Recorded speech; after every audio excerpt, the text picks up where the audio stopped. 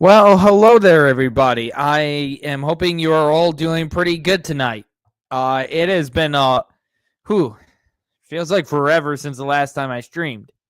Even though I only streamed like 2 nights ago. Last Friday. Scruffy looking Nerf herder might be running a bit late because I sent him the link. Hopefully, he won't leave me hanging for too long. Let us see who is in the chat tonight. Just stopping to say bye to say hi, Brandon.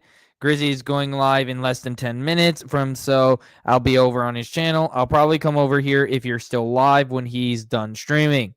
No problem, Darth Ghostface. I noticed you had this earlier, so no problem. I'll drop by later, but I want to leave some thoughts first. Even if the Cal Kestis games were the exception, it's too late for Disney to make things right. It must fail. No problem, Solar Volodun. Sup, Brandon? Hey, backseater. All right. So Scruffy might be a bit late, but until then, we can react. We can get things underway with the first video that I have. It's the shortest one. Please welcome back to the channel in a long while, Bombastic with I spoke to EA about Battlefront 3. Here's what they said. So for anyone new to the channel who is watching this, Bombastic here is a big fan of the EA Battlefront 2 game and has been trying to raise a fan campaign to get a Battlefront 3 made. He wants another Disney Star Wars game to be made. That is embarrassing. Hey, Machinery 964, just arrived. Welcome to the channel and welcome to the stream. Let's get this underway. Just a bit of context before we start this video. I recorded this a few weeks ago when I first got back from the Battlefield 6 event in LA. And this was before I'd learned that EA had officially acknowledged the Battlefront 2 resurgence a few weeks ago, if you saw my video about that the other day. That doesn't really change anything about what I discuss in this video, but it is just something to note. Also, good Lord, man. Just give it up already. EA is not going to make a fake Battlefront 3. SWA, welcome to the chat. He is grifting hard with Battlefront 3. Yes, he is. The reason I'm streaming early, guys, is because I wanted Scruffy to react to 2 of the videos I have planned. He's running a bit late though, unfortunately, so we're gonna have to, react to this. But anyway, I was going to stream Friday, but the problem is I totally forgot that Tim was doing the spacing today. After a long while, so whoops. For all those wondering, I will have some Lego Batman videos out in the next few days. I got to grift hard off of the Lego Batman game now, can ya? Because grifting off Star Wars isn't saving your channel. This week and haven't been able to record them yet, but I'll get to them soon. And before we start, please like the video and also subscribe so that as many people see this as possible and we can continue to keep Battlefront 3 in the discussion. Okay, here's the video. Here's what I talked about with the EA devs. So guys, I wanted to give you a bit of an update on what I've been up to in the past week or so. Last week, I went to the EA reveal of Battlefield 6. The multiplayer reveal was in LA. EA flew me there, gave me the chance. EA flew me there. You hear that, guys? And this guy keeps claiming that he's not paid to like this stuff. Sup, Night Hunter? But Andrew literally just says EA flew him out to the Battlefield 6 event. Tell me you're not a shill while telling me you're not a shill. Play the game early for 3 days And while there, I thought it would be cool to try and speak to some developers about Battlefront 3 and speak to them about the Star Wars side of things and see if I could suss anything out. I just want to preface as well that I feel like I didn't want to take anything away from Battlefield at this event. This is a Battlefield event. They've been working on Battlefield for years now. And in no way am I trying to take away any of the spotlight from that. But being at an EA event with developers who potentially are really close to Battlefront as well, I thought having made all these videos. God, his Battlefront 3 really lives in his head rent free. Like, this is all he ever thinks about now. Battlefront 3, Battlefront 3, Battlefront 3. Why don't you go play Battlefront Rogue Squadron? No, Battlefront Elite Squadron. That's basically your Battlefront 3. About Battlefront 3, it's my responsibility to talk to someone about it and just see if there's anything that can be shared from behind the scenes. So today I'm going to go over, I guess, what's going on, if there's anything going on, and also just talk about where we're headed here. So, hey everyone, it's Andrew. Imagine being able to build an app with your name on it. Just freaking ads. Specifically who I've spoken to or even how many people I've spoken to. Being so optimistic for the future of the Battlefront franchise, for the future of Star Wars games, I guess at EA, and the potential for a studio like DICE, who've just spent the past few years developing Battlefield 2042 and now Battlefield 6, could potentially return to Star Wars at some point and make... What? Didn't DICE lose the license to Star Wars? Disney took it away from them? This guy actually got to talk to the makers of Battlefront 3. Wow, how impressive. I'm being sarcastic about it. No, it was Battlefield 6. He asked them about Battlefront 3. Battlefront 3. But the short answer is that right now, they can't share anything about their future with Star Wars or without Star Wars, or even hint at the idea of Battlefront 3. And that seems to be the case across the board at EA at the moment. It's just seriously not their focus, which I understand, but also really frustrates me and I find really disappointing considering the ridiculous resurgence Battlefront has had in the past few months. The amount of... Ridiculous? Dude, you only raised it by like 1,000 players. That's not going to be enough, you moron. Just get over it already. You're not getting a Battlefront 3. Players that have returned, the amount of money EA has made because of the resurgence, because so many new people are playing Battlefront 2 and buying the game, and yet there's been still no public statement, no real official public acknowledgement that any of this has even happened, even though they 100% have noticed. I always feel so lucky and privileged to get these opportunities to go and play games early, to get to experience Battlefield, which I think is so connected to Battlefront. And I feel so privileged to even get the option to go and speak to people at these events, to chat with developers. Yeah, because they wine and dine you so you can give them good reviews. Oh, right, my bad. No problem. That doesn't necessarily mean anything is going to come out of it. My main goal with doing this was honestly just to once again reiterate what I think this community and all of you who watch my videos feels, which is that Battlefront 3 is something we all want, that we all want to see Battlefront 3 made. And so I thought I'd just tell some of the... I don't. None of you most likely don't. I guarantee you. Do any of you guys want a fake Battlefront 3 with more loot boxes and more connections to Disney Star Wars? Or do you want the original Battlefront 3? I'll leave it up to you guys to decide in the chat, in the comments. Developers this and remind them of, I guess, what's happened here. Not that it's necessarily in their control either, considering they have to listen to their superiors, the executives, the ones who make the big business decisions. And if there's one thing that's super clear from the event I went to, it's that EA are right now so heavily focused on Battlefield. It feels like they are putting so much into this. This is easily by far the biggest gaming launch event I'd ever been to. And it was awesome to be involved in. The fact they'd rented out a movie studio to create the production from. They invited over 200 creators to this. Oh my God, dude, are you going to... This could have easily been... All official Ray Blitz, welcome to the stream. Chances are you're going to get humiliated again. I don't know why you keep self-inflicting yourself with pain, but whatever. Elite Squadron is also Battlefront 3, basically. one event and also had other satellite events around the world. It really felt like they're going all in on Battlefield right now. And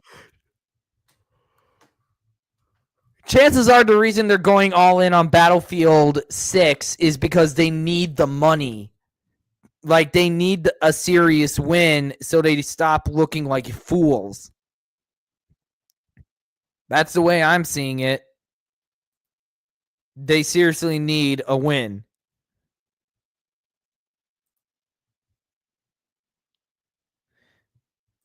All right, guys. Scruffy just reached out. He's going to be popping in just a minute. John Haggard III, welcome to the stream. I have a great story idea for Disney. Rey travels back in time and starts a new Jedi Order during the High Republic era. Doesn't that sound amazing? You forget I'm a brony. Dude, if I were you, I would not advertise the idea that I'm a brony, because then nobody is ever going to take you seriously. Like, come on. That should be like one of the first rules of the internet. If you're a brony, never advertise it. I don't let others get to me. Really? Because you seem to sure let Darth Melvin get to you.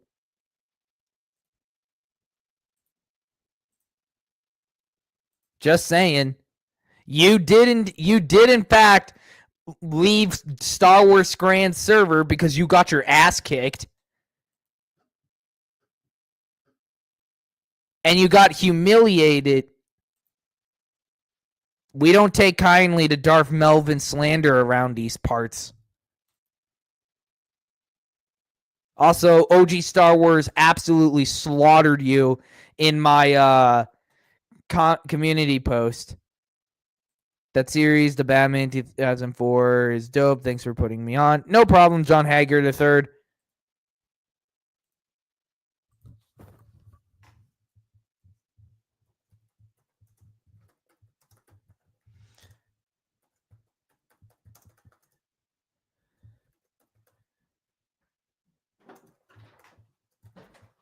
Natalie, can I get a glass?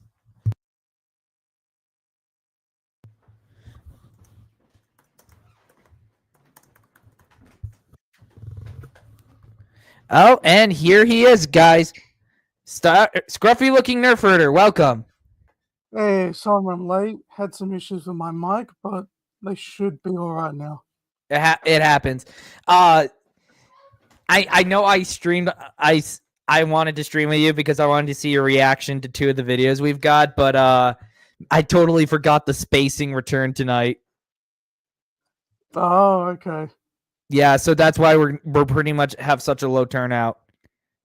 Do you have a Discord server link? Absolutely, it is in the description below.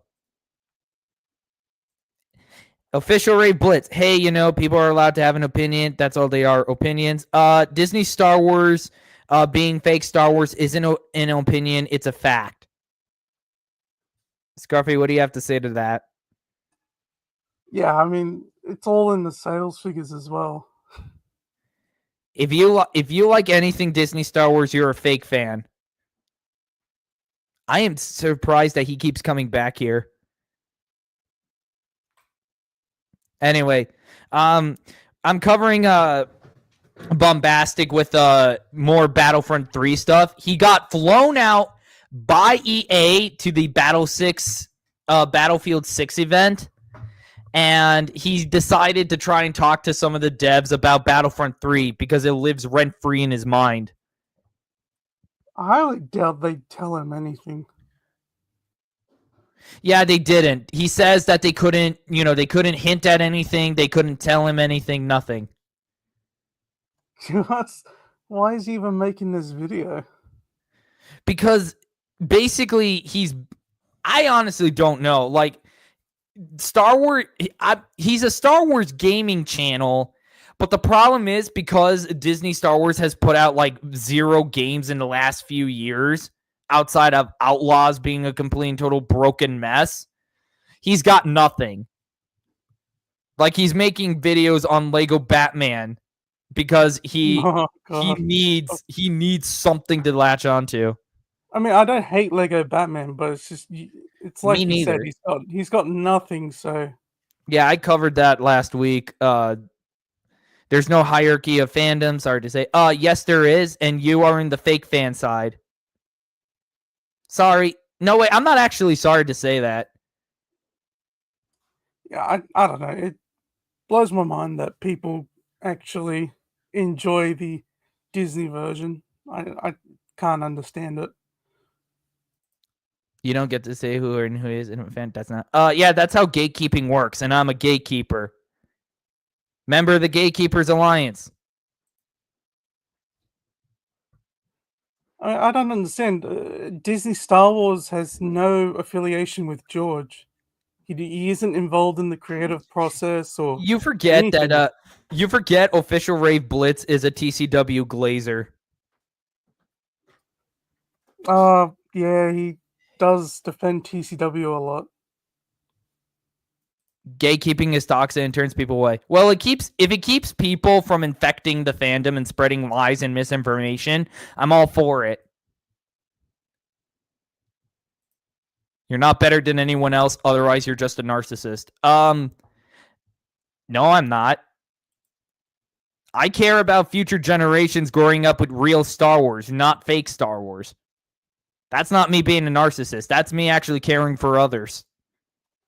I mean, Disney Star Wars has had no influence in Western culture, mainstream culture whatsoever. I mean, when people talk about Star Wars now, they always go back to the prequels or the original trilogy. Yep. Or the EU. Then stop acting like it. If it triggers you, then I'm still gonna act like it. I'm gonna flex my Star Wars superiority. If you don't like it, then why are you here? I don't understand. Because I live rent-free in his head, just like with McFrozen Nuggets. Oh yeah, I heard Melvin might make a follow-up video. He actually unblocked me on Twitter, believe it or not. Oh, McFrozen Nuggets. Yeah, he unblocked me, which honestly surprised me. I don't know why he did. But anyway, let's get back to this because we got like 2 other videos to go through, and one of them's 49 minutes long.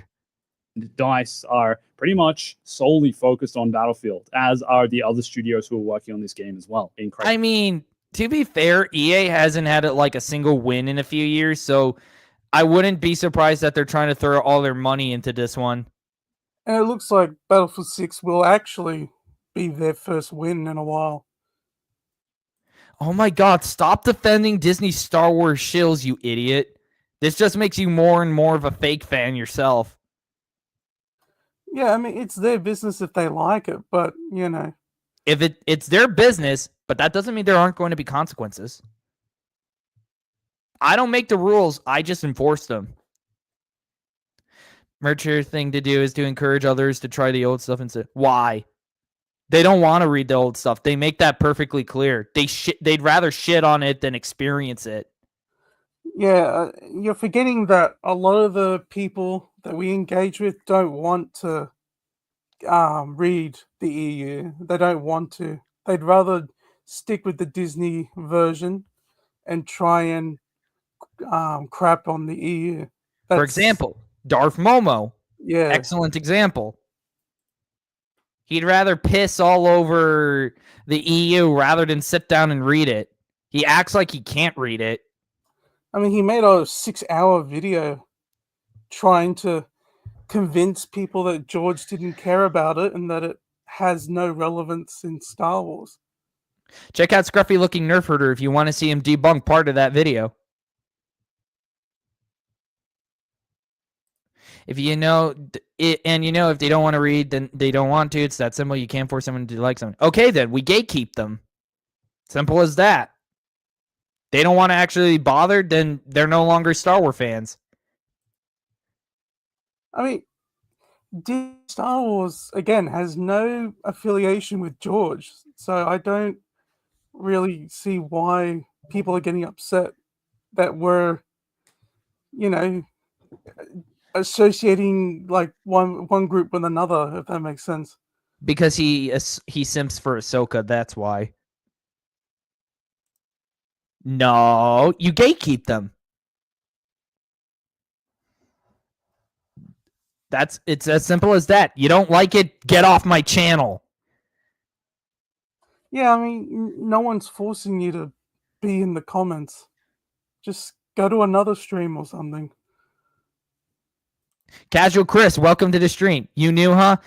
He's been around in a couple of the other streams where we've humiliated him live. So anyway, Tyrion motive and ripple effect.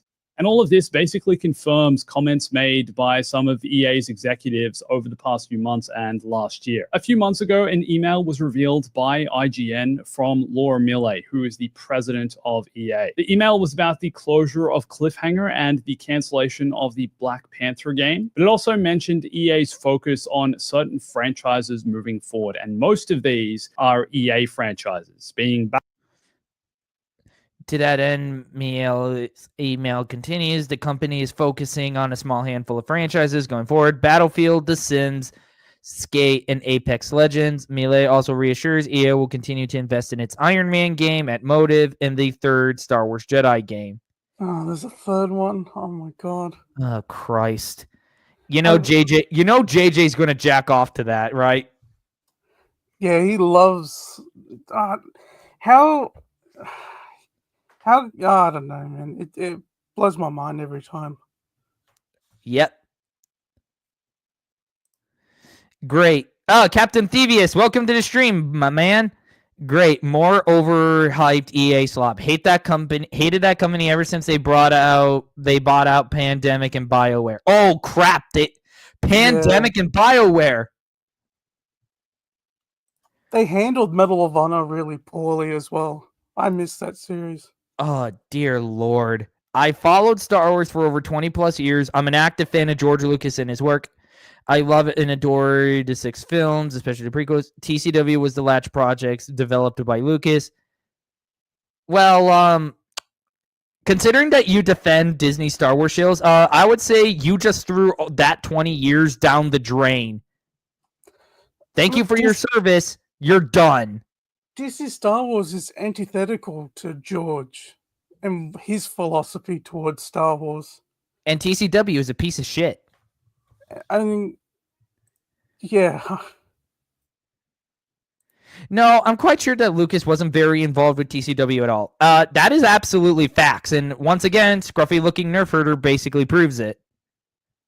Yeah, I mean, no one's denying he was involved, but it was not on the same level as... the films. And he's made, Iron Inquisitor shows some pretty good quotes about George's overall feelings on TCW. Go sub to Iron Inquisitor if you want to know. If Cal doesn't die, something's wrong. Honestly, I don't think I can name a single Disney Star Wars protagonist that's died yet. There's no way he's gonna die. They're gonna milk him for all he's worth. Absolutely. Battlefield, The Sims, Skate, and Apex Legends. The email also commented on the Iron Man game and the third Jedi game from Respawn, but beyond all of this, there was no mention of other Star Wars projects or Battlefront at all. And this... Dude, why is he so fixated on Battlefront 3? Why does it live in his head rent-free? I think maybe... it might get him that access. I mean, is this how they do it? They constantly talk about it, and then it gets them that access? Is that why? Maybe he wants that free access. I mean, he already has it. He gets flown out to these events, and he's wined and dined. They did it for Outlaws, and they just did it for Battlefield 6. Has his fans ever... made him accountable for the that Ubisoft game that they made, Outlaws? Did they ever hold him accountable for it? Because he was promoting that. I do know Mr. Grizzy put him on blast. But I don't know if his subs did. Oh, this one's for you, Scruffy. Scruffy, go watch the Clone Wars Conversations by James Arnold Taylor. They provide a ton of information that most EU fans leave out in their videos. Convenient how you don't make any videos on this subject, considering the one video you made to try and defend Dave Filoni you took down after I tore you apart in the comments. I'm still damn proud of Yeah. that. I mean, I'm sure they've got, and like I know the video. There's a lot of information, but again, I mean, George's overall contribution to TCW is again not on the level of the films. I mean, the EU and TCW have almost the equal like amount of involvement from George. He didn't And write, didn't direct, and no, he didn't even edit a single episode. Whereas this guy would write, edit, and direct scenes for each of his movies. and there was, again, like I brought it up in my response to Momo, and he didn't really debunk it, but Christ. George, yeah, his involvement in TCW is pretty much like the same as what he would do for the expanded universe. I plan on remaking that video actually with more clips and interviews, so stay tuned. Oh, good, Scruffy. You got another video that you can tear to shreds. I'll keep an eye out for that video. I'll check it out. Go all micro series Grievous on his ass. CJ, welcome to the stream. Battlefront 3 is irrelevant because it does not follow the GL era Star Wars era lore. You know what? I mean, I know there were obvious plans for a Battlefront 3, but if they made a Battlefront 4, you could have had the Yuhasian Vong as a faction. Oh yeah, I think they would. Or the one Sith. Yeah. I mean, you had other eras to pull from. I mean, with what they were going to do with the original Battlefront 3, I feel like that definitely would have been what they do for Battlefront 4. I actually do own Elite Squadron, so I technically own Battlefront 3. It's pretty good. I like Elite Squadron. Oh. It's not like we haven't heard this before. Who said this? I believe his name rhymed with no. No, God. Trust me when I say I plan to thoroughly research my points. I'm going full Rick Worley for my video. Oh, get ready for me to put my foot where your mouth is. I mean, George, I'm pretty sure had more involvement in the Ewok films, or at least one of them, than he did with TCW. Someone actually made a video years ago called Star Wars One World Religion of Antichrist. Joseph Campbell, Jesuits and Jesters. What the shit? Antichrist? What? You guys think that should be ripped on? I'll take a look at it for the, because as much as I'm, a Catholic, I'm not the most well versed in religion.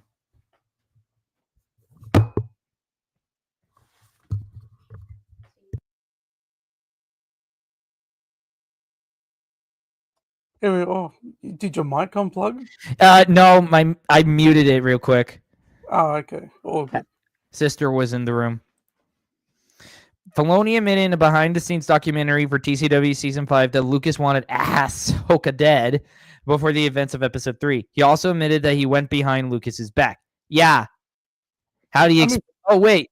Ray Blitz tried to defend that. I recall when I brought that up in one of my many, many battles with him. I mean, Filoni always tries to palm the blame onto George for things people didn't like, and Filoni would always try to take credit for the things people did like. So, I mean...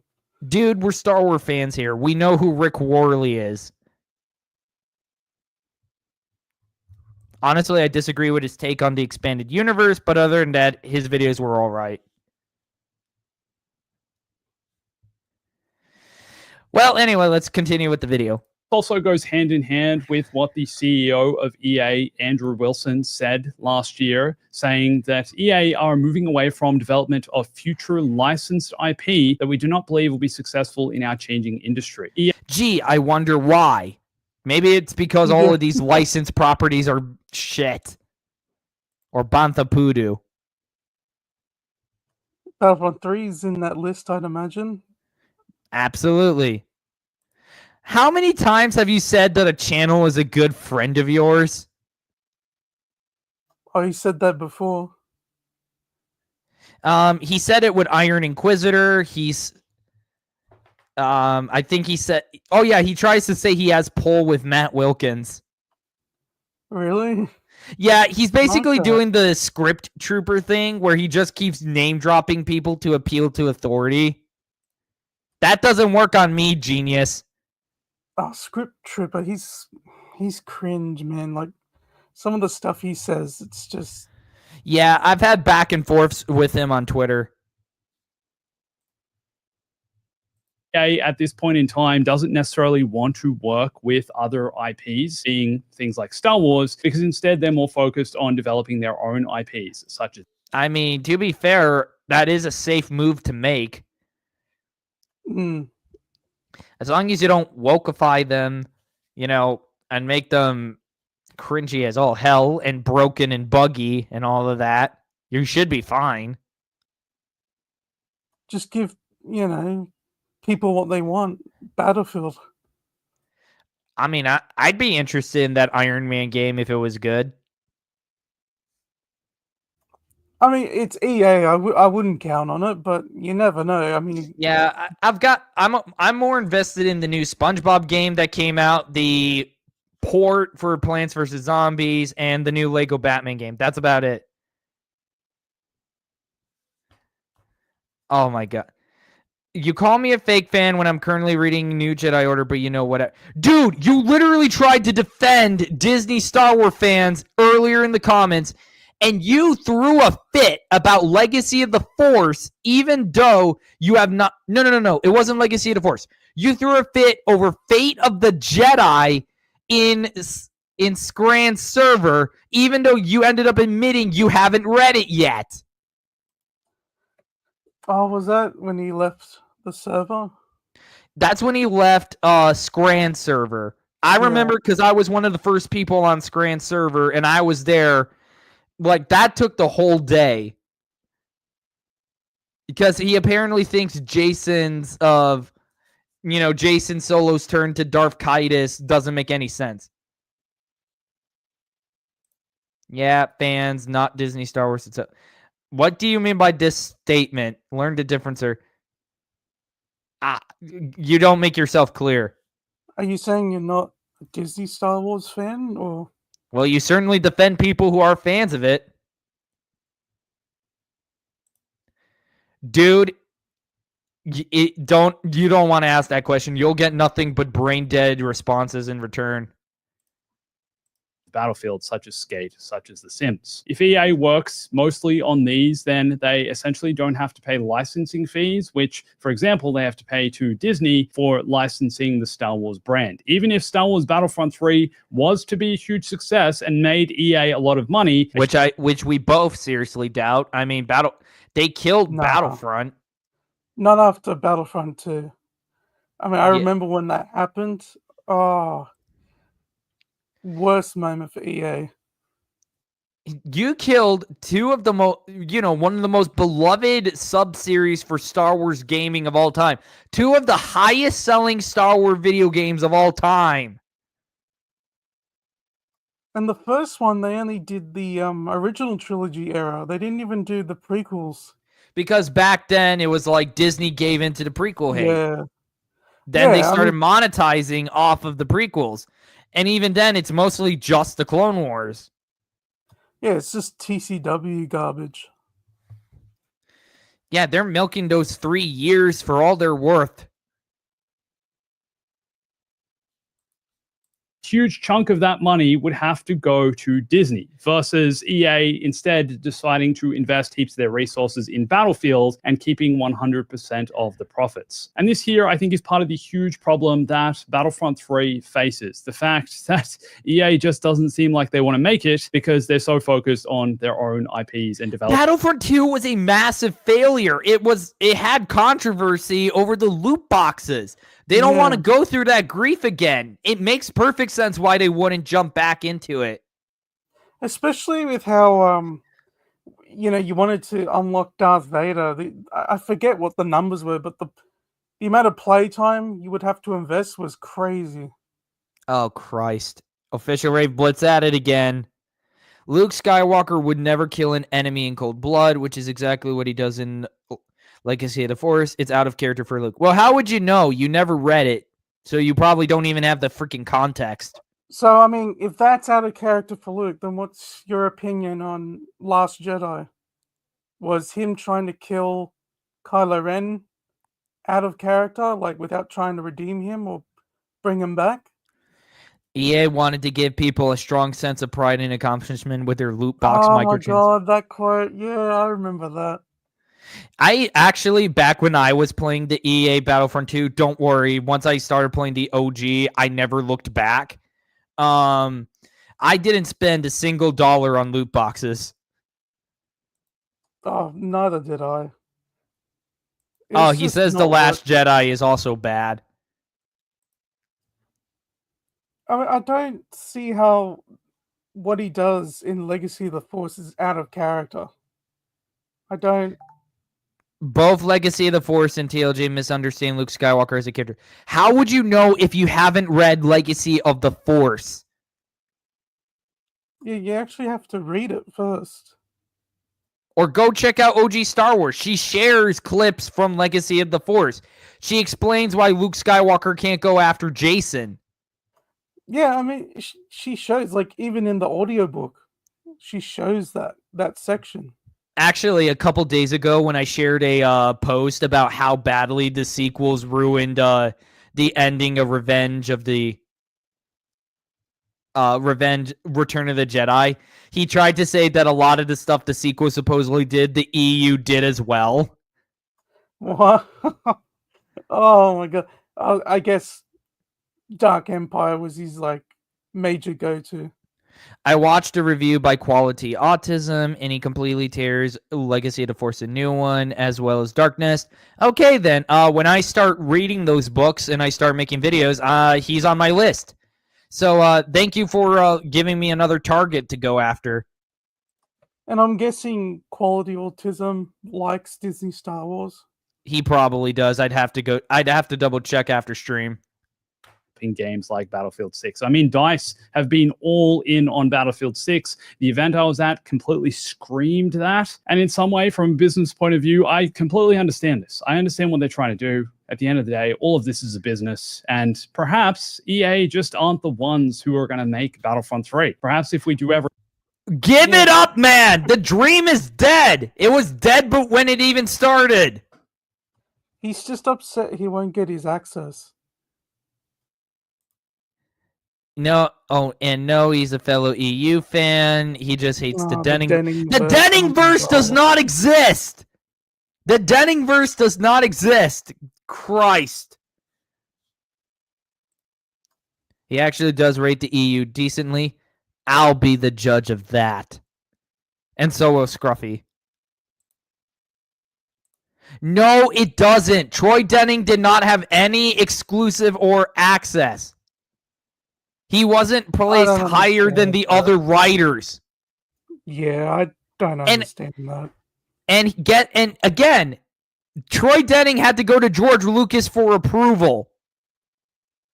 I mean, people forget that they had to get George's approval to kill Chewbacca. So, I mean, any major narrative event, they had to get George's approval on. Hey, Darth Ghostface, welcome to the stream. You didn't miss much. Hey. Forget about Battlefront 3. It's going to be from another studio who potentially pitches it to Lucasfilm. Or maybe we'll never get it. Christ. We're not going to get it. He is huffing that hopium.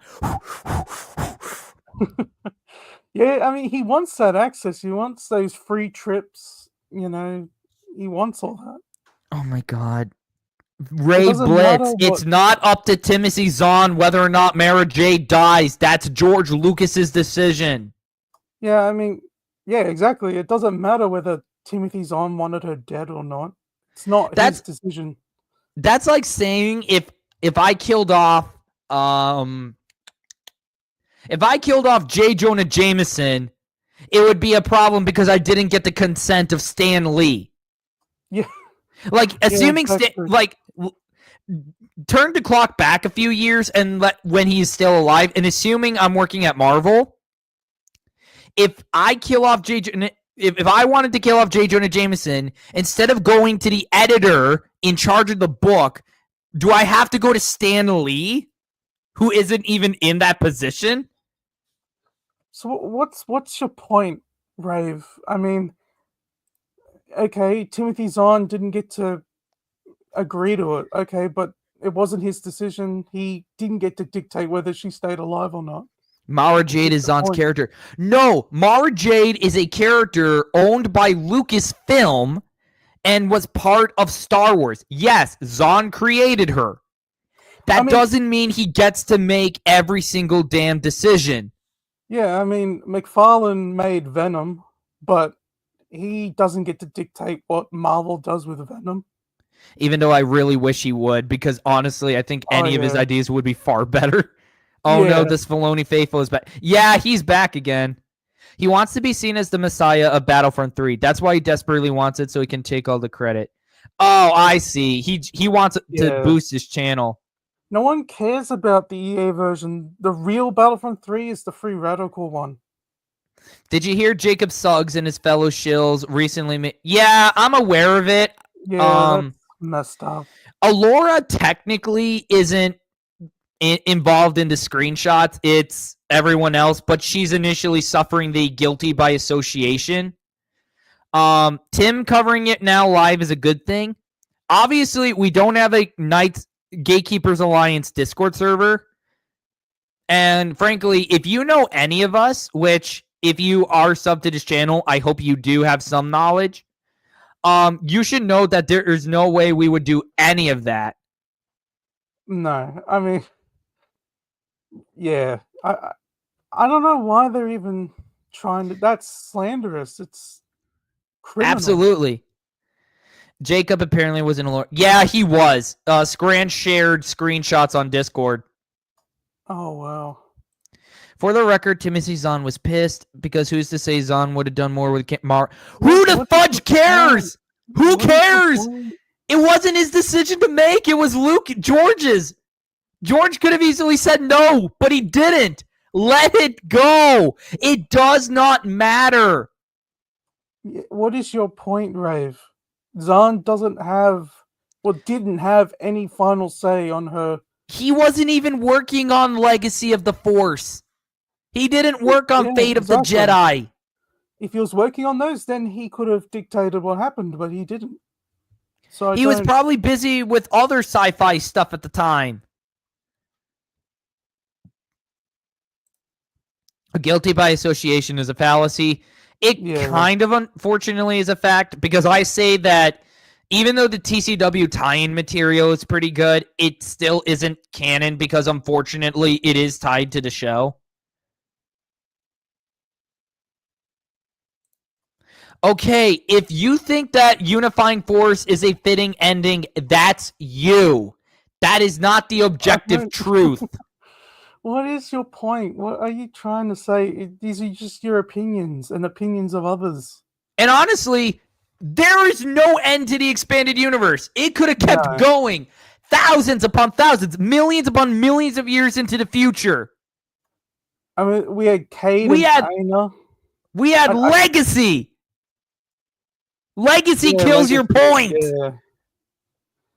I'm not sure if I'm pronouncing her name right. Aina Solo. I've never been confident in saying her name. I can't really say Zizor. I still don't know if I'm saying it right to this day. And I love Shadows of the Empire. Yeah. The fact that SJW Disney Star Wars fans fell for that obvious face-off just goes to show how stupid they are. Yeah, I said it on the Discord that we clearly underestimated the stupidity of the shills. I mean, to be fair, we did have fake news Kyle Katarn getting catfished, which was freaking hilarious. Yeah, I remember that video from Melvin. Don't spoil EU stories. Sorry about that. There comes a point where you need to let things end because otherwise it becomes stale after a while. Legacy is... Dude, how the hell does it get stale? The EU never gets stale. Yeah, that can't apply to the expanded universe. It's not like Legacy involved Anakin and Luke. There's all new characters. I mean, Luke's in it a little Yeah, bit, but but he's not the main character of Legacy. exactly. Shizor is pronounced as Shizor. Okay, I think I got it on the first try. The Briscoe 1234. Welcome to the stream. Hail, Brandon and chat. Do you want me to put the shield in timeout to stop them from doing? Yeah, can you please? I'm sorry, my ADHD's making me go after him. Dang, I'm sorry about that, chat. It's all good. At least now we can focus on the video. Oh my god! One last thing. They fixed any and all contradictions, you jackass! No, the contradictions happened after 2008. The contradictions lie solely with TCW. I love how he's not even giving specific examples. That's hilarious. It's just vague generalities. Yeah. Denningverse my ass. There is no Denningverse, there is only the EU. No. There is no Disney Star Wars, there is only the EU. I don't buy the whole Denningverse thing. That's a load of crap. It just does not make any damn sense to me. Just as much as the other two videos we're going to look at don't make any sense to me. And goes ahead and makes it. That said, a lot of people, I think, still believe that DICE are the best studio in the world to build Battlefront 3. But what? Pandemic! Maybe if it wasn't Disney Star Wars, sure. But, you know, Pandemic was the best one. I'm halfway through Plagueis, an Ithorian running a psych ward with a force-sensitive Natolian. That's good shit. Great book. That is a great novel to read, Plagueis. Just skip the chapter where Palpatine gets Maul, and you should be good. Yeah, because that part in the book, you could skip it. Doesn't affect the story whatsoever, and you still get to keep the original story. We're all about real Star Wars here on my channel. No TCW. Nope. Except maybe when I talk about the tie-in material and how much better it is to the show. But that's more or less like Alora's compare and contrast. Bombastic is a Disney shill. Also, he wants that access 100%. But when you learn that most of the developers who built Battlefront 1 and 2 don't even work at DICE anymore because they were more focused on the Star Wars side of things, I think... Oh, good. If most of the staff is gone, then maybe that means even if they make a Battlefront 3, maybe it won't be such a buggy mess. That'll probably be the only good thing going for it. Oh, no, wait. I forgot. The only good thing to come out of Battlefront 2 was the bug videos. The videos of all the glitches. Yeah. That was like it. We don't need another Disney Star Wars Battlefront game. No, we need a real Star Wars Battlefront game. I mean, we technically already have one, but... a number of different studios or a new studio altogether could do a better job than they would of building it. As far Pandemic is right there! EA won't bring them back. There's no way. I don't know why you wouldn't. Just copy what worked. Give us you Haitian Vong! But the Peace Brigade! They would never do that. They would want their precious Disney version. I know, but I want it so bad. I want a real Star Wars so bad again. I know most people who work at DICE right now are more focused on first-person shooter games and have experience in that genre of video game instead of making over and over again. If he's repeating himself, then I'm gonna cut it. I'm gonna cut it there. Then, moving on to the next video is the hashtag Doggate guy himself, JJ Plagiarisms, with a video he made 2 days ago.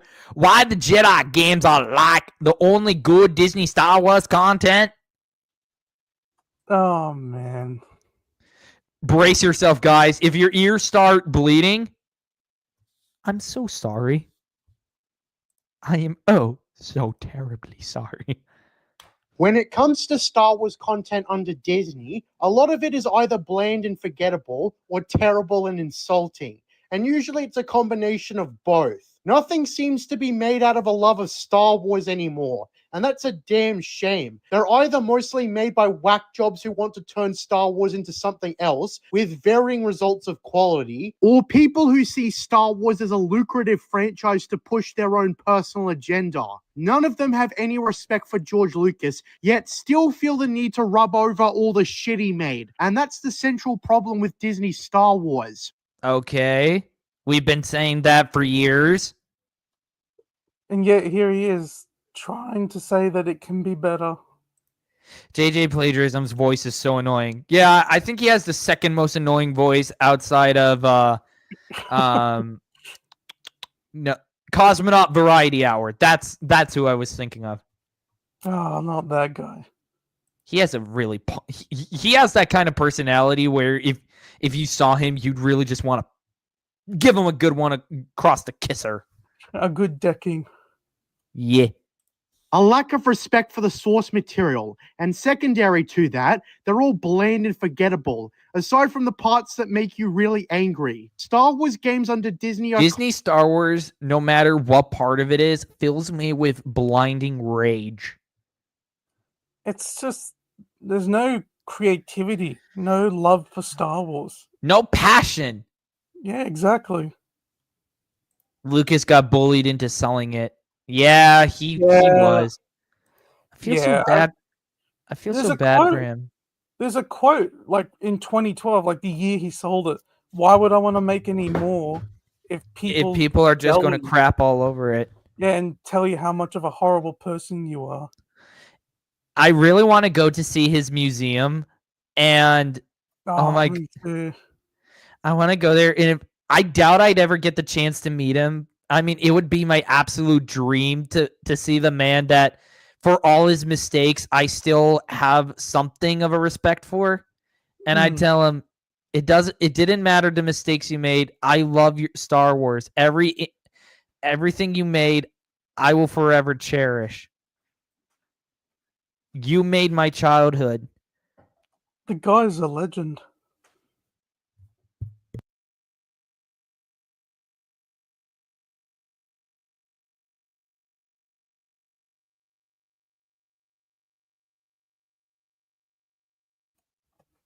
Ah, man, that game is just trash. Look at it. Aren't those I think those are they're from TCW, the Underworld Police or something. I can't remember what they're called.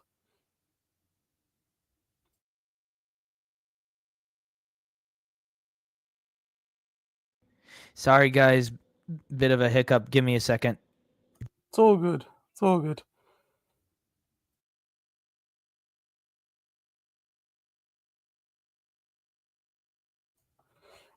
Yeah, I'd say the quote, it's the mainstream media, but I'd also say the very loud part of the fandom that was bashing him. Because I made a video about it, and I've seen like so many things, like fans, George Lucas, worded our childhood, the people versus George Lucas, and then you got mainstream culture like Family Guy, South Park, a bunch of TV shows and movies that, joined in on bashing George for the prequels. So I'd say it's a combination of the two. I'm sorry, guys. Had to deal with a little hiccup. It's all good. Yeah, that's the issue when you're living in a house with other people.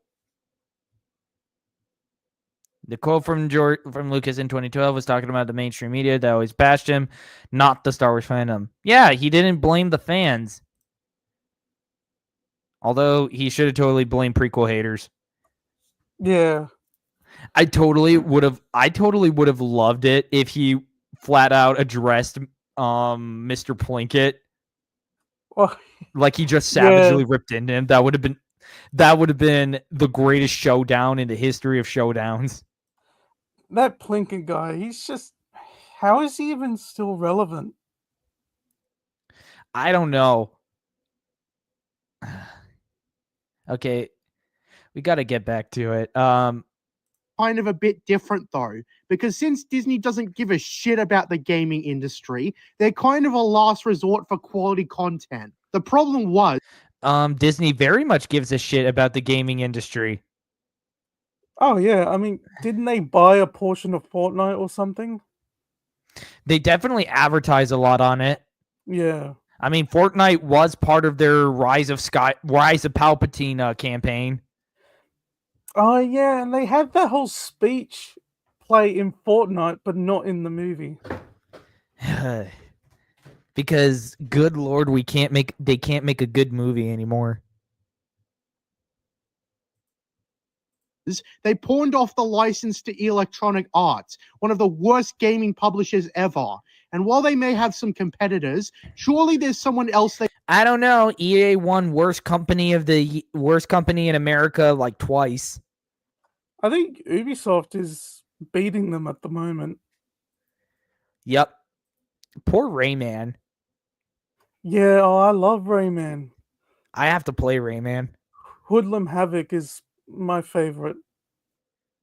could have went with. Thankfully, in recent years, they seem to have realized that going with different publishers and studios is a better idea, but it was fucking miserable the first half decade, where we barely got anything except Battlefront games with huge drawbacks that prevented you from enjoying them. And as in, they completely took away everything people loved about the original Battlefronts. I mean, the 2015 one was a scam. Oh my gosh, I remember watching that trailer on repeat because I was a freaking idiot. Oh, well, that was back when people were open to seeing what Disney would do with Star Wars. That was right at the beginning. I still feel so bad about it. Like, for 2015, I don't fault people for it because it's like, hey, let's see what Disney will do. You know, because at that point, I'm pretty sure Disney's reputation was a lot better than it is now. Yeah. Besides, Battlefront 2015 didn't even have a story, and the follow-up had a really bad story. So bad, in fact. A story really bad and forgettable, by the way. Yeah. I find it super hilarious that there's absolutely no crossover with any of the strong women in Disney Star Wars. Yeah, I mean, did they even do anything with the Battlefront 2 characters? Like, have they done any books or stuff? I think there was like only one book, and again, it was tied to Battlefront. Oh, okay. I don't know anything about that book. I haven't read it. I don't know anything about it either. I just know it exists. I know they made one for the 2015 game. Oh boy. It was like a Renegade Squadron knockoff. Whoops. Moved my tab away for a second. My bad. That not even the most seasoned Disney Star Wars defenders shield for it. So when it comes to content I actually liked amongst all this, there's the Jedi games were actually pretty decent. And right there, you just outed yourself as a fake fan. Goodbye. Decent. They're fucking terrible. Below average. Yeah, they're not even. I played Fallen Order. I haven't played Survivor, but I played Fallen Order years ago. I only played it once, and I've never picked it up again.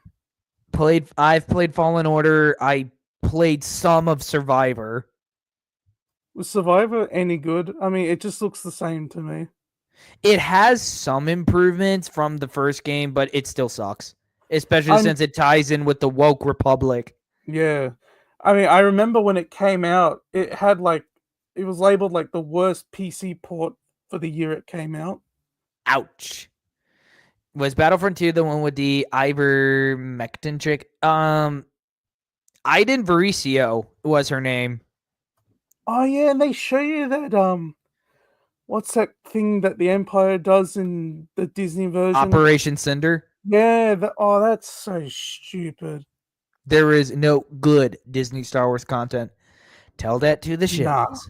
No, there is no good Disney content. Is this the guy that got essayed by his dog? Yes. Yes, he is. Welcome, Islamic Oh. State. Padme is a great female character. She's trying to stop the Army Creation Act and that deleted scene in Revenge of the Sith where she created the rebellion, and she's feminine. Hell yeah, she's a fine woman. George should have kept that scene in. I think he should have kept it in. Yeah, but then again, we probably wouldn't have gone The Force Unleashed. Yeah, that's true. And actually come off like an actual appreciative love for Star Wars. No, it doesn't. No. By the really way, doesn't. the Dark Forces games are far better with Kyle Katarn. Yeah, and the Mysteries of the Sith, you get to play as Mara Jade as well. Like, that's her only playable appearance. Yeah, unfortunately. I wish they did more. I wish they remastered those games. There's a fan remaster at the moment. I think it's complete. It's quite good. Why the hell does JJ have a Fallout style avatar in this video? I don't know. Is it better or is it worse than his Funko Pop one? Am I the only one that doesn't like the Bethesda Fallouts? I only like the originals and New Vegas. I only have Fallout 3, which I played a little bit of, so I wouldn't know. I'm extremely new to Fallout. If I had to pick out of the Bethesda ones, I'd probably say 3 is probably the better one. But New Vegas is, it's top tier. Is JJ going to overlook Cal's Mary Sue magic girlfriend? He probably is. Christ, what did Filoni do to the Night Sisters? Yeah, the Night Sisters. At this point in the Disney Star Wars canon, why does anyone want to be a Jedi? Because you can basically live forever as a Sith, and if you train in the ways of, oh no, wait, the Night Sisters practice magic, not the Force. Yeah, and you can pretty much come back. Like Asajj Ventress, she was killed off, and then she's brought back. No, I think he just flat out retconned the novel. I don't think Dark Disciple is canon anymore. Oh, really? Oh, okay. I could be wrong, though. I know she dies in that. I think that new show they did, whatever it was called, I know they brought her back in that. Tales of the Bounty Hunters? Yeah. Tales from the Underworld. Yeah, that's the one. Yeah. The one where it has Cad Bane in it. Cad Bane is no Dirge or Jango Fett or Boba Fett. Nah. He isn't even freaking Jodo cast. Dirge would mop the floor with Cad Bane. Oh, right. Dirge is actually in Disney Star Wars too. Oh, he's completely different. I got a video coming up on Dirge, and he's nothing like the expanded universe version. The best Star Wars games are the ones from the 2000s. Absolutely. Yeah. Force Wielder, welcome to the stream. Back in 2017, 2018, I sadly played the hell out of EA's Battlefront 2. I played it as well, and that's because I ended up finding a friend online, so we would play it together. Yeah, I mean, I guess as long as you recognize now. Yeah, I do. Star Wars is garbage, then it's fun. Just don't do what JJ does. Yeah, the only thing I would say had potential, and I wish was in a real Star Wars game, was the Ewok hunt mode. Yeah, I mean that I would like to see in a real Star Wars project, because I don't think it would necessarily break canon, because we do see in Return of the Jedi a bunch of stormtroopers running into the forest. The thing is, there's comics as well. There's in the expanded universe, there's material that goes into how savage the Ewoks actually are. Yum nub. The KOTOR games are great. I still need to beat KOTOR 1. I'm on Malik's boss fight. Yeah, the guys Obsidian, they made they did KOTOR and they did Fallout New Vegas. Didn't BioWare also work on those? Yeah, I think BioWare and Obsidian. I think I'm gonna bite the bullet and get Masterpiece Brawl from the '07 Transformers movie. Go for it. If that's what you want to do. Okay. Enough stalling. Let's get back to JJ. Why? Why do the Jedi games seem to be the only thing in existence which came from Disney and is mostly controversy and scandal free? I did have the explanation for I don't know. Maybe they caught a lucky break.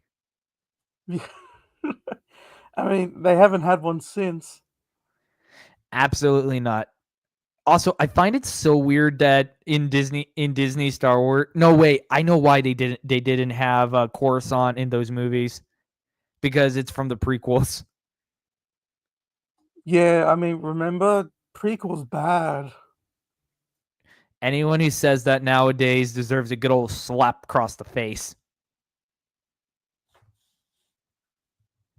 Hey, you bought Bounty Hunter. Okay, you're doing great. Great game. Great game. Damn. the longest time that the Jedi games, being video games obviously, managed to have less intrusive oversight because Disney, again, don't give a shit about the gaming industry. And I'm pretty sure they do. Otherwise, Oh, sorry, go on. I'm pretty sure they do give a shit because, makes them money. Yeah, and they clearly cared enough to insert the High Republic in it. Which is like one of the few instances of them trying to cross stuff over. Yeah, because they knew that Jedi Survivor would sell money. I mean, would actually sell, make them a bit of money. So they thought, oh, let's just put the High Republic in here. Even Attack of the Clones, the weakest of the 6 real Star Wars movies, is better than any Disney Star Wars content combined. I like Attack of the Clones. I mean, it gave us Jango Fett, my favorite character, one of my favorite characters. I like Attack of the Clones. It's. I think there's a lot there that people overlook for Attack of the Clones. Like Anakin Skywalker and slaughtering the Tuskens. Yeah, and just that scene, I think, is one of the strongest moments in the prequel trilogy. so that allowed Respawn Entertainment to put out an experience that wasn't corporatized in any way. Oh, that reminds me, there is a video I want to react to at one point about Machete Order.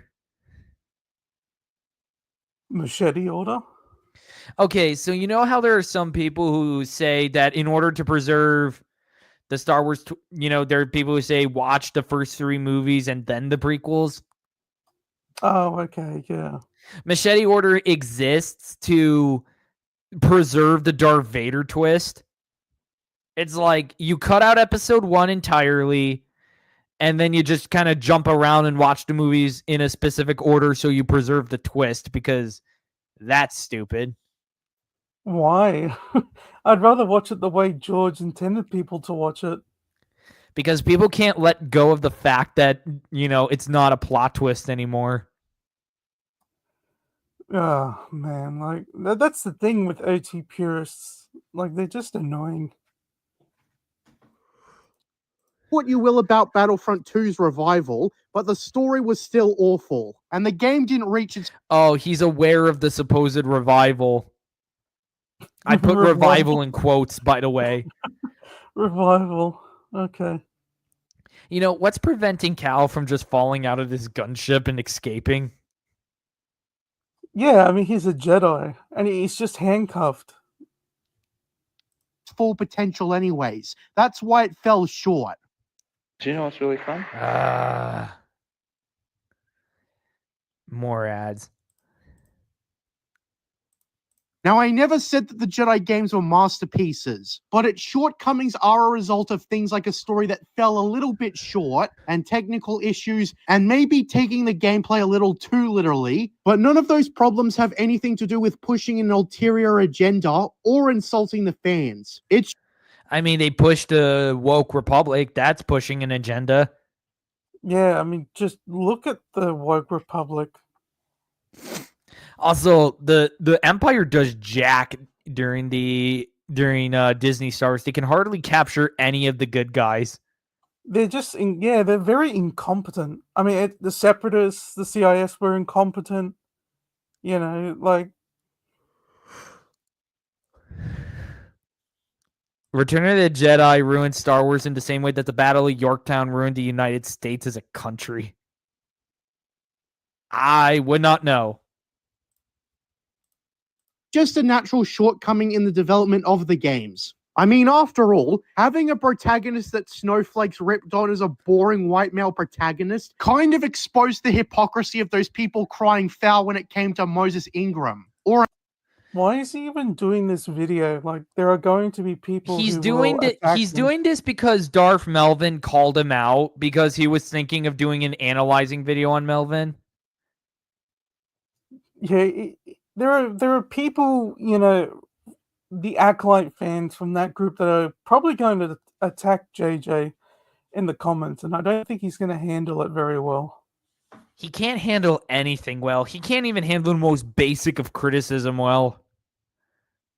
No, I mean, look at when he was all painful.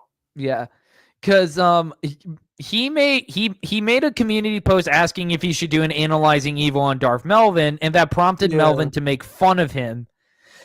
You know, calling him out for liking Cal Kestis to the point that he named his dog after him. And then he just made like a half-assed rebuttal. I mean, could you even call it a rebuttal? I wouldn't. I don't even know if this is a rebuttal. I do know he eventually made the video though on Darth Melvin. Yeah, it was not good at all. Yeah, I think Melvin's going to include it when he does his third video on JJ. I mean, he's asking for it really at this point. JJ actually did. Yep, I'm aware of it. I didn't watch it because why would I? You're not missing out. JJ Plagiarism is another fence riding clown. Please don't. You don't want to torture yourself. There's nothing of value in it. It's just you'd be wasting like 8 minutes of your life. Hashtag rescue JJ Plagiarism's dog. He wants to be in our circle, but he's too pathetic for it. He has no spine. Starscream has more of a spine than him. And he can't, you know, admit that Disney Star Wars is a lost cause. He wants it to, he thinks it can be saved. Yeah, like, no. Like, it can't be saved. It just needs to be erased completely.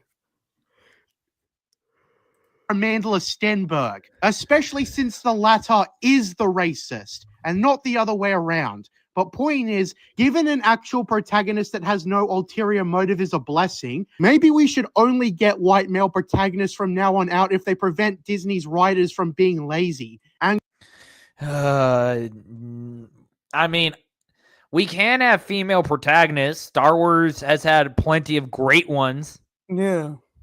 It's not that we just want straight white male protagonists. We just don't want them to do... Oh, I gotta watch that then. Thanks for letting me know, Darth Ghostface. People want well-written characters. Likeable, believable, relatable characters. Exactly. I mean, I love Mace Windu and Lando Calrissian. Yeah, I mean, everyone's loved them. No one has ever said anything bad about them, but apparently, you know, it doesn't matter if they exist. And I wanted to give Finn a chance. Oh, they didn't know what they were doing with the sequel trilogy. Finn should have been the main character, not Rey. He had the most potential.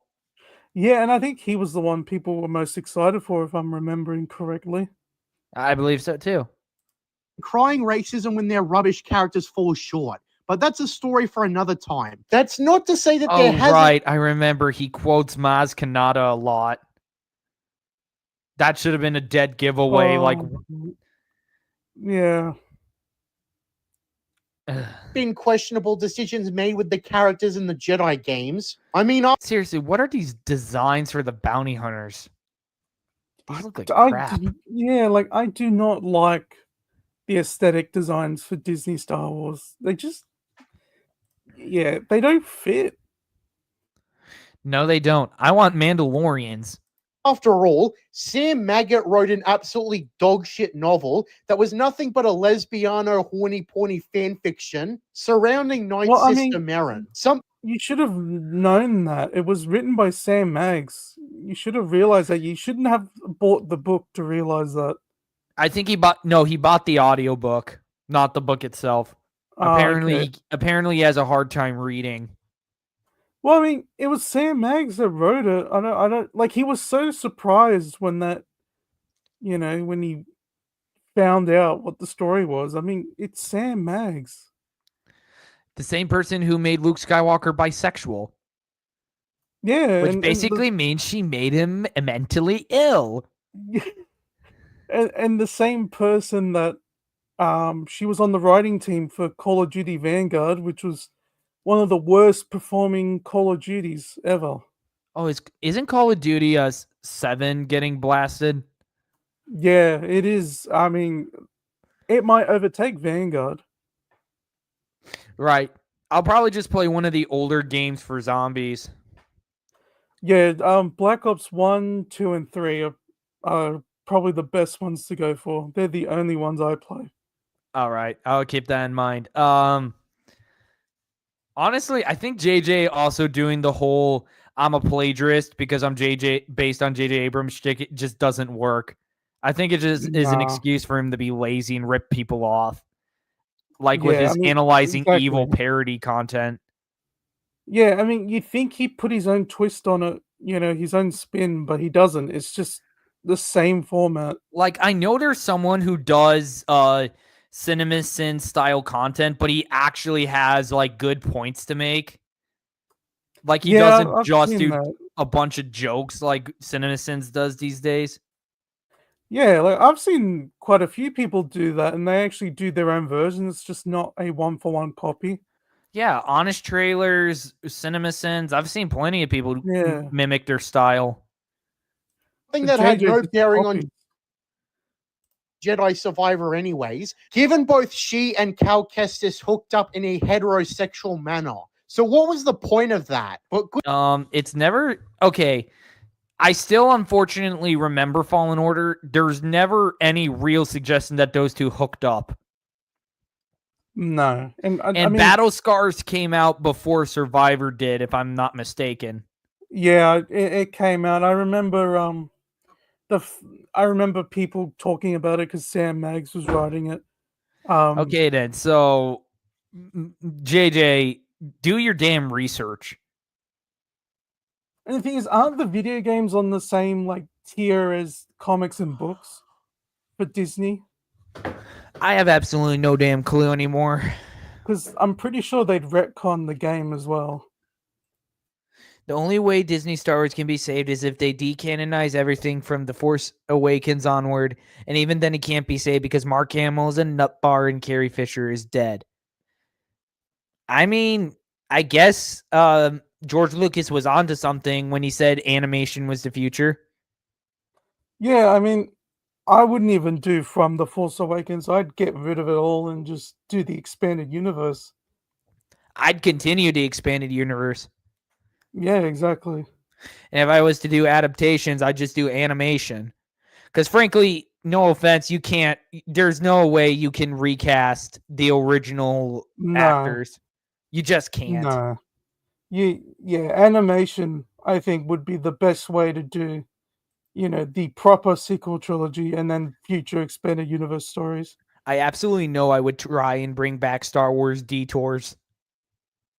Yeah, that was pretty good. Disney did declare that everything in Disney canon was equally valid back in Celebration 2015. Obviously, they lied. No way. I remember Filoni even said that, I think, on the first ever Disney Star Wars book. He had like and I don't know, he had a message in the book saying, "Oh, we're gonna make everything like one canon and it's all gonna be consistent." Oh, look how that turned out. I remember reading a Disney Star Wars comic once and they made Princess Leia a lesbian. What? Wait, what? What? What? What? No. What's this? No. That can't not have happened. I know. I remember someone saying that in one of the Disney books where the pink-haired lady from Last Jedi and Leia are hanging out, and she tells Leia that she should try sleeping with, other women. She'll have more fun if she experiments. I mean, that's not word for word what she says. I'm paraphrasing. I don't remember the exact wording, but that's pretty much what. Yeah. Oh man, I actually gagged there. Ooh, Yeah. I mean, oh god. that is freaking repulsive. I mean, I wouldn't be surprised if that's what they did with Leia with the what is it, the comic? Ugh. Because they made Obi-Wan bisexual. Honestly, I think the only person they haven't made bisexual is Han. They'll probably do it at some point. I mean, isn't Lando like pansexual or something? Or I know he whatever you screwed call it? with a droid. Yeah, isn't that what he? Isn't that it? Yeah, Good thing that bullshit. L3, who was voiced by Phoebe Oh. Waller-Bridge, who her went on name's to be so the insufferable familiar. character in Indiana Jones and the Oh, Diarrhea of her! Destiny. Oh my god! Oh, that woman. You know what? Someone's really got to start doing videos on the Indiana Jones expanded universe. Indy deserves more love from us Lucas appreciators. Yeah, that movie was just terrible. The Dial of Destiny. Oh my god. Now that I'm starting to watch older movies aimed at older audiences now, I am going to go ahead and watch. I know you're going to hate this, Darth Ghostface, but I'm going to watch the original 4. Yes, I am going to watch Kingdom of the Crystal Skull, damn it. Honestly, I don't mind Kingdom of the Crystal Skull. I mean, I know there's issues with it, but I'll take it over Dial of Destiny any day. I wouldn't mind slave. Dude. Keep your fetishes off my. If that's what you're into, then that's what you're into. But yeah. I think the Indiana Jones EU is called the Expanded Adventures. Honestly, that would fit. Yeah, it would. That would fit. How are you playing Fate of Atlantis, Solar Voladin? Please tell me because I would like to play it. I think it's backwards compatible on Xbox. Yeah, I'm but pretty how would I sure. get it? How would I be able to get it, though? I think they sell it on the store, on the Microsoft store. I'm not 100% sure on that, but I am I'd going to imagine they double would. check. At least Indie fought commies in Crystal Skull. I mean, sure, but at least it gave Indy a good send-off with Yeah, him getting yeah. married. I prefer it way, way over Dial of Destiny. Yeah. I mean, I'll still watch it because, George Lucas was involved. Yeah, I mean, he's not involved in Dial of Destiny, so. Neither was Steven Spielberg. Oh, yeah. I'm just going to say, even if people probably will hate me for watching Indy 4, I don't care. It was made with Lucas and Spielberg. Shit wasn't in the games themselves. It was just some idiot who admitted she didn't even play the game as extensively as you think would be necessary, as that's why the novel was full of errors, such as stating that Cal was Seer's Padawan, which is not the case, and tells you that she did analyze the story of Fallen Order very closely. Okay, then, JJ, if you acknowledge all of these problems, why are you still thinking Disney Star Wars can be saved? Yeah, I mean, even, like, you have to acknowledge, even if they did make it better, you still have all that crap that's still connected to it. So what's the point? Because I've seen some people say that all you have to do is wipe away the Disney trilogy and you're good to go. But it's like you've got the Nah. High Woke Republic, you've got the Acolyte, you've got the Kenobi show, you've got TCW, you've got Rebels, you've got all of the idiotic books and comics that ruin everything. Exactly. Like, it's just. It's How- gone to a how- point where the sequels alone, just getting rid of them won't fix anything. Yeah, exactly. You'd have to clean the slate. You'd have to start over. And go back to what worked. Exactly. Of course, I don't trust Disney to ever continue the expanded universe. No. I Like, don't at want this it to point- continue under Disney. I know there are some people who say they should, but I don't. No, like at this point, I want them to continue with Disney Star Wars because then at least, they It won't dies touch faster. Yeah, and they won't touch the expanded universe. It also tells you that she probably never spoke to Stig Asmussen or any of the writers concerning the game, and just went off the story how she remembered it from playing it a measly one time, which Okay, JJ, we get it. All you have to do is say Sam Maggs didn't do her damn research. is the reason we get so many terrible Star Wars stories these days anyways. It's a lack of attention to detail, and writers just forgetting important things about Star Wars as originally written because they just took a shitty guess. But Sam Maggot's fuck up aside, the Jedi games, because they were made as independently from the corporate mouse as possible, benefited in the long run because the writers weren't constrained by Kathleen Kennedy's idiotic ideas. Oh, by the way, they totally ripped off Quinlan Voss's power for this. Yeah. Cool how- game, yeah. cool idea for world building and stuff, but nah, not in Disney Star Wars. Man, now I want a Quinlan Voss game. Oh yeah. Quinlan Voss, man. Like they ruined him in TCW and the Disney canon. Absolutely. And if Disney did continue the Star Wars EU, I'm quite sure it would get a lot. Oh, you would have no idea. I guarantee you they would find a way to screw things up. Like, for example, they'd probably introduce stuff from the Disney canon into the EU. They would. They would do that 100%. It also probably explains why the Jedi games are so detached from the entire Disney canon to begin with. Hell, You did play Survivor, right, JJ? You bought the deluxe edition. You know Oh my it's connected God. to the Woke Republic. He bought the deluxe edition. He bought it. Yeah, he bought the most expensive version. Oh my God. Why? Just goes to show you what kind of fan he is. A fake one. Why? Like, you don't get. They don't. It's that's baffling.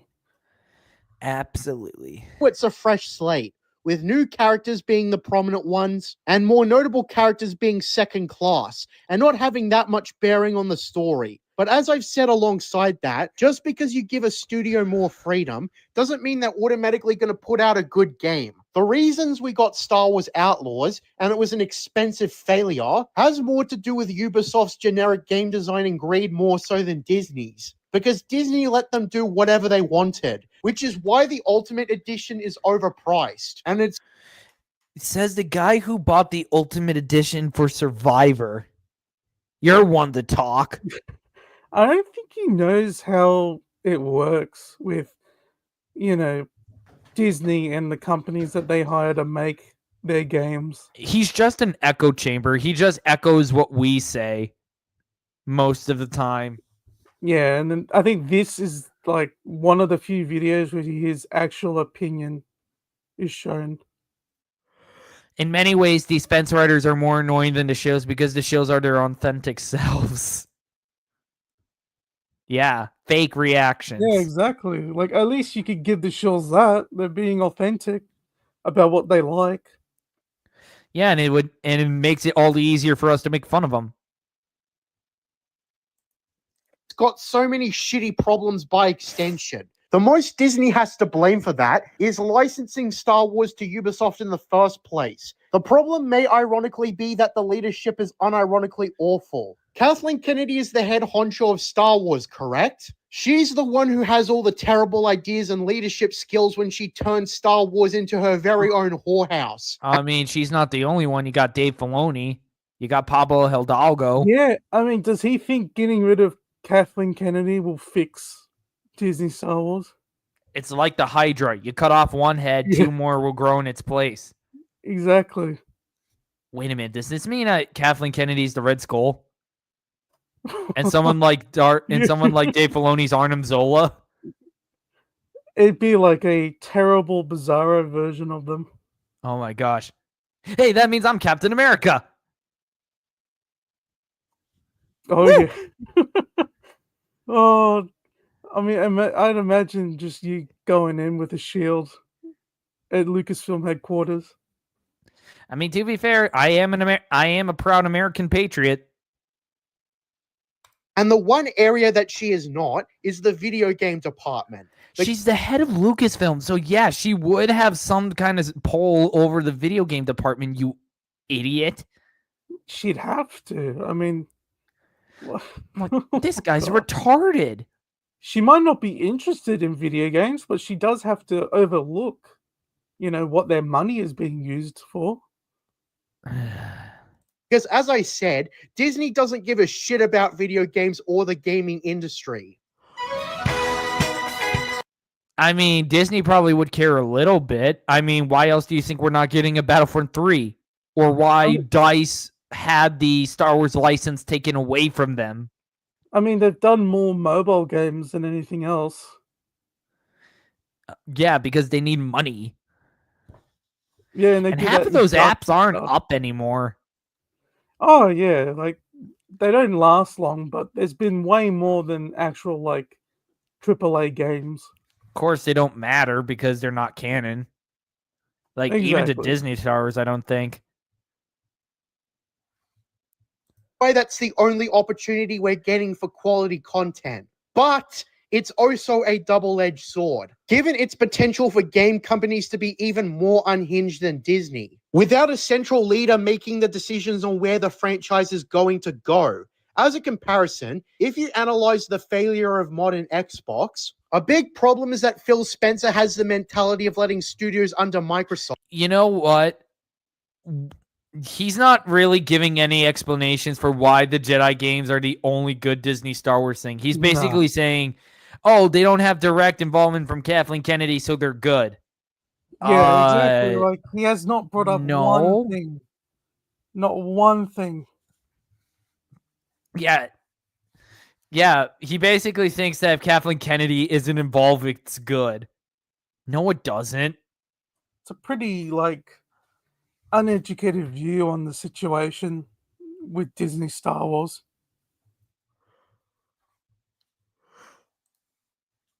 People who like Andor are the same people who like Rogue One. They think that it's dark and brooding and therefore edgy.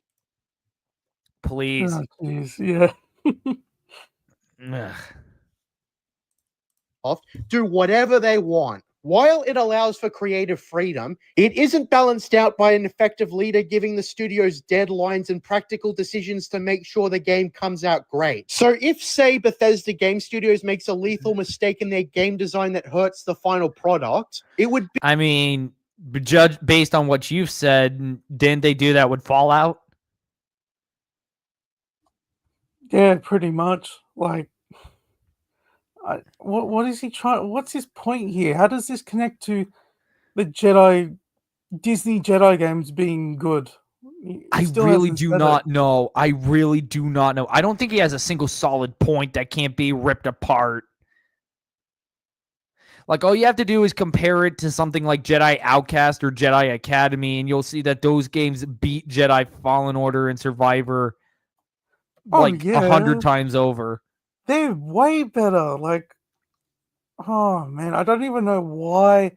Like, how could he like these games, the Disney ones, when Jedi Academy and Outcast are there? Like, and I think he's played those games too. Yeah, he has. He has played them. Be on Phil Spencer to point that out. It's a balancing act with being an overseer on a project one of your studios is making without being too much of a corporate hassle. In regards to what's happening to Star Wars, everything but the video games is a result of bad decisions made directly by Kathleen Kennedy. The video games are also influenced by bad decisions. Even without Kathleen Kennedy involved, it was still bad. I mean, hell, George Lucas was sort of involved with TCW, and that was crap. Yeah, I mean, well, again, like, I'm still waiting. How is it good? We're waiting. Idiots who share who deluded vision of the world to write Star Wars stories, with only the video games overlooked. I mean, you got to remember that despite the failure of modern Xbox, they still managed to put out some pretty good games, like Hi-Fi Rush. But you might also remember they discarded the studio soon afterwards. I also feel like You do forget that so basically you're forgetting the woke republic is in Survivor. Yeah, I don't think he's gonna bring that up. Christ, with a moron. a similar thing is happening to Marvel as it is with Star Wars. As you might recall that Marvel games vary vastly in quality across the different studios. The Marvel Spider-Man 2 game sucks ass. So does Miles Morales. Has he played that? I don't think he has. But if he has, I guarantee you I would absolutely rip into it. Yeah, I wouldn't be surprised if he has played it. I wouldn't be surprised if I think I'm the only Spider-Man gatekeeper in existence. First Insomniac Spider-Man was really good, but it was followed by an Air spin-off and a sequel that was actually a huge letdown, not gonna lie. And I mean, looking back on it, the first Insomniac game is kind of mid. Actually, it is pretty mid because you can see the flaws in that game, like Mary Jane being a reporter, Miles Morales merely existing in that game. But I'll take it over the second one and the Miles Morales game any day. Sure. I mean, yeah. But if I pick any Spider-Man game to play, I'd rather play Shattered Dimensions or Edge of Time. Oh yeah, like the ones before, like the original Spider-Man 2 it always has a special place for me. Cue the pizza theme. Yeah, I love that song, man. It's The so High good. Republic was in this game. Oh, it's in this game. You can't escape it.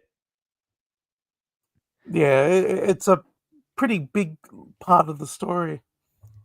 Peter Parker is Spider-Man. Miles Morales is Miles Morales. Except no substitutes.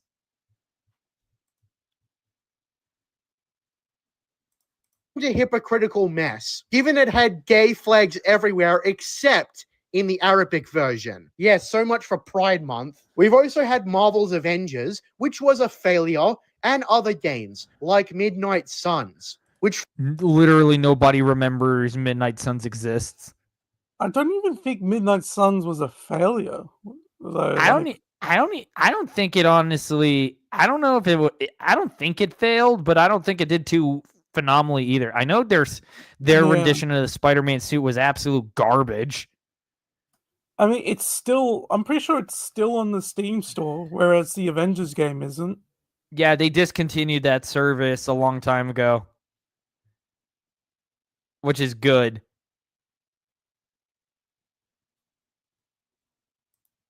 from what I've seen was generally positive in reception, but was nothing special and so on. You see what I mean? The games come out to varying different degrees of quality.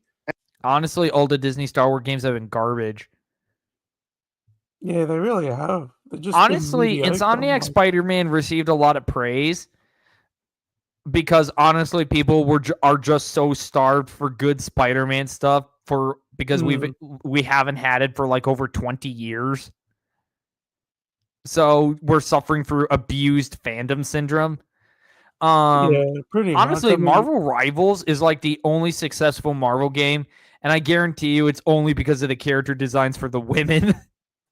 Yeah, I mean, for games like that, you need to have appealing character designs, and they do. At least for the women. The men are so-so. Punisher and Wolverine both look like they ate the Hulk. Yeah. And people actually got pissed at me when I dunked on the suit Spider-Man wore in that game because I didn't like it. Yeah, I mean, it's kind of I mean, it wouldn't be in my top 5, that's for sure. Yeah, I know. And even though Insomniac made 3 different Spider-Man games, ironically, the first They made 2 Spider-Man games and a spin-off starring, well, definitely not Spider-Man. And they've got a Wolverine game coming out. Oh, right. That game's going to be garbage, too, because it got leaked. Yeah, it's gonna be absolute trash. I mean, they're gonna do to Wolverine what they did to Spider-Man, have X-23 take over as Wolverine. But Logan, this will not be. No. I mean, X-23 was a good character when she started out. Yeah, no, she's a good character. It's just She's been garbage for years now. there just hasn't been a very good version of her lately. She doesn't even have her own unique costume. It's literally No. just the Wolverine suit. Just give her something unique. I don't know why that's hard to do. I still prefer this Spider-Man movie game on PS2 and Xbox Oh, over on yeah. Xbox. Yeah, I would too, even if those games at times can frustrate the hell out of me.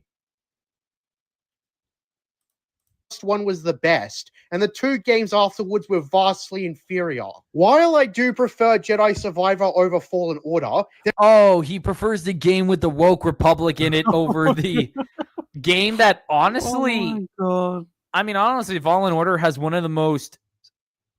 It has one of the Star Wars stories of all time. There's literally nothing special about it.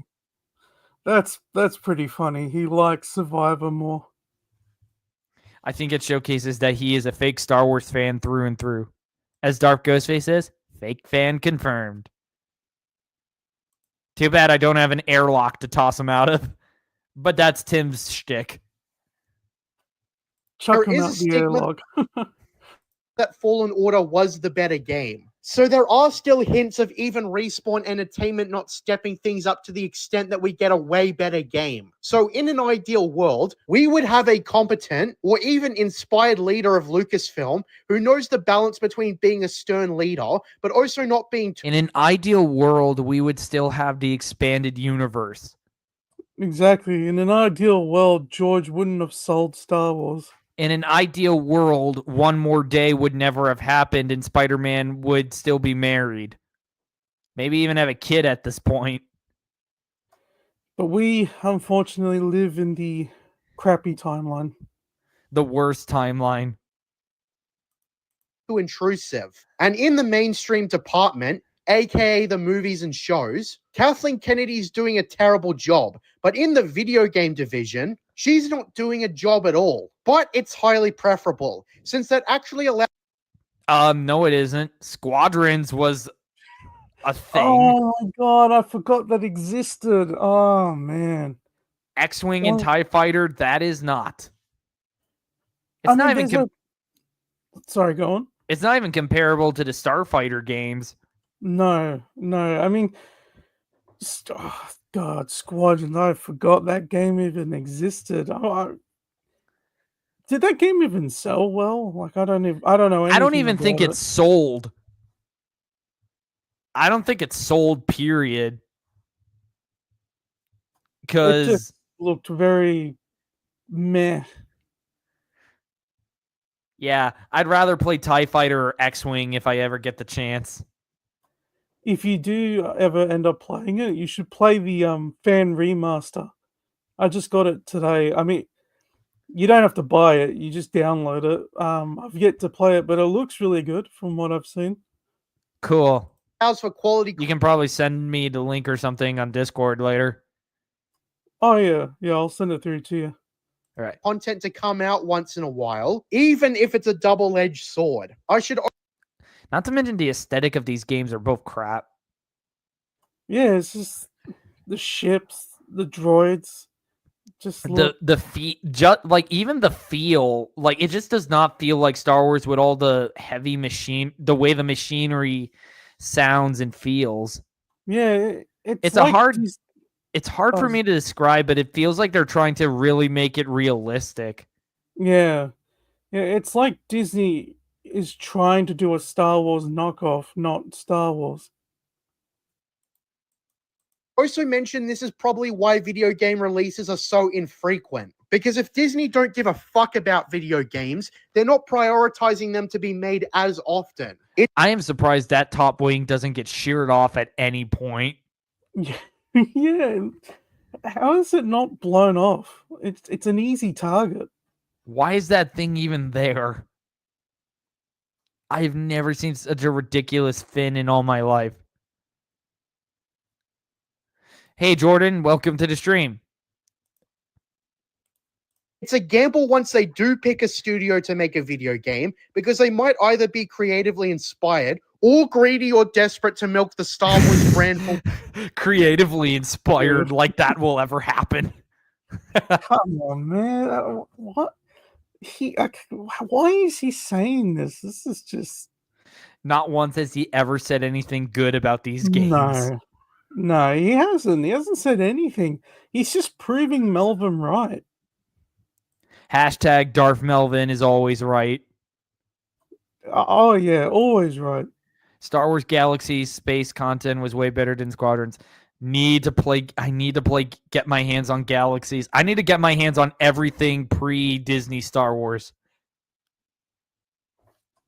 Yeah, I'll tell you, Star Wars Galaxies, I never got to play it, but oh man, like you can play it now. There's like fan projects that bring it back, so This is a self-owned for JJ. Yes, it is. It absolutely is. Oh, this is just delicious. it's just exposing himself. Yeah. You're finished, JJ. what it's worth. You might recall that within EA itself, they cancelled a lot of Star Wars games, including Project Ragtag, a promising smuggler-based game developed by Amy Hennig, who have A game that has a stupid sounding title. Was that the Switch game? No, that was Hunters. Oh, okay. That's the Fortnite ripoff. Oh, right. Okay. Gay plagiarisms. Good one, Solar. course, was a major player at Naughty Dog before the studio was ruined by Neil Cuckman and the bullshit he's pulling nowadays. So yeah, in an ideal world, we Good thing Crash Bandicoot isn't in the hands of Naughty Dog anymore. Yeah, they probably would have, I don't know, gender swapped him, or Oh, who knows God. what they would have done. we'd have an inspired leader who knows what to prioritize. Oh my God, you get hit by space debris and you don't freaking... Like, that should have blown Yeah. something up. It should have done. It should have thrown, like, made them go spinning. Like, I'll try spinning. That's a good trick. It is indeed a very good trick. In projects going on at Lucasfilm. I think this context and perspectives explains a hell of a lot about why the Jedi games passed the baseline. And Notice, none of what you say indicates anything of them passing the baseline. he doesn't even talk about how they passed the baseline. I don't even think he's established what the baseline even is. He's just talking. I think he's just doing this for people he assumes already knows why the games are supposedly good. I'm going to guess so. Unfortunately, I mean, the only good thing about his channel is that it outs the fence writers. Yeah, I mean, it's a safe space. Even though Star Wars Master of Terrace Kasai was terrible, I'm still going to get it and play it. Yeah, I mean, you'll have a lot more fun with it than you would Survivor or Fallen Order. If one could just tweak that game, you would have fun. Yeah, unfortunately, it was only on PlayStation, I think. I don't think we could do mods for it, unfortunately. Damn. and with zero controversies regarding ruining or abandoning Star Wars. I mean, you had battle scars.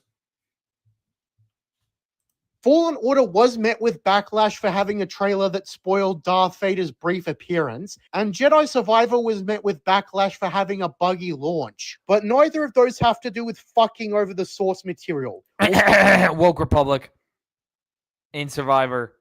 He still hasn't mentioned that. That's just wild. being made out of spite for Star Wars. I think it's also backed up by the fact that Disney will shit out most of everything except video games. Like they're still trying to make movies, even if one hasn't come out in a while. It's just because of KKK's incompetent leadership that we haven't seen. Wow, he stole that joke. He is the plagiarist, as he calls himself. JJ, quit your YouTube job and just go do something else that would spare you the freaking embarrassment. He's just, yeah, like this is the video that shows he's a Disney fan. This is the video. And you think you can belong with us? Hell no.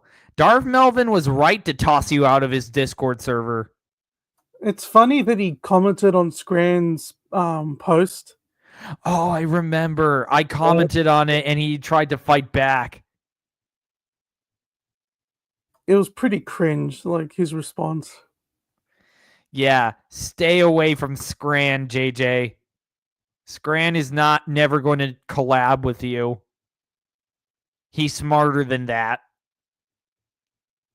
Squat after the rise of Skinwalker. They have more of a priority over shitting out novels, with people barely being able to keep up over video games. Something far more accessible and far more likely to make money. Now, Doubtful.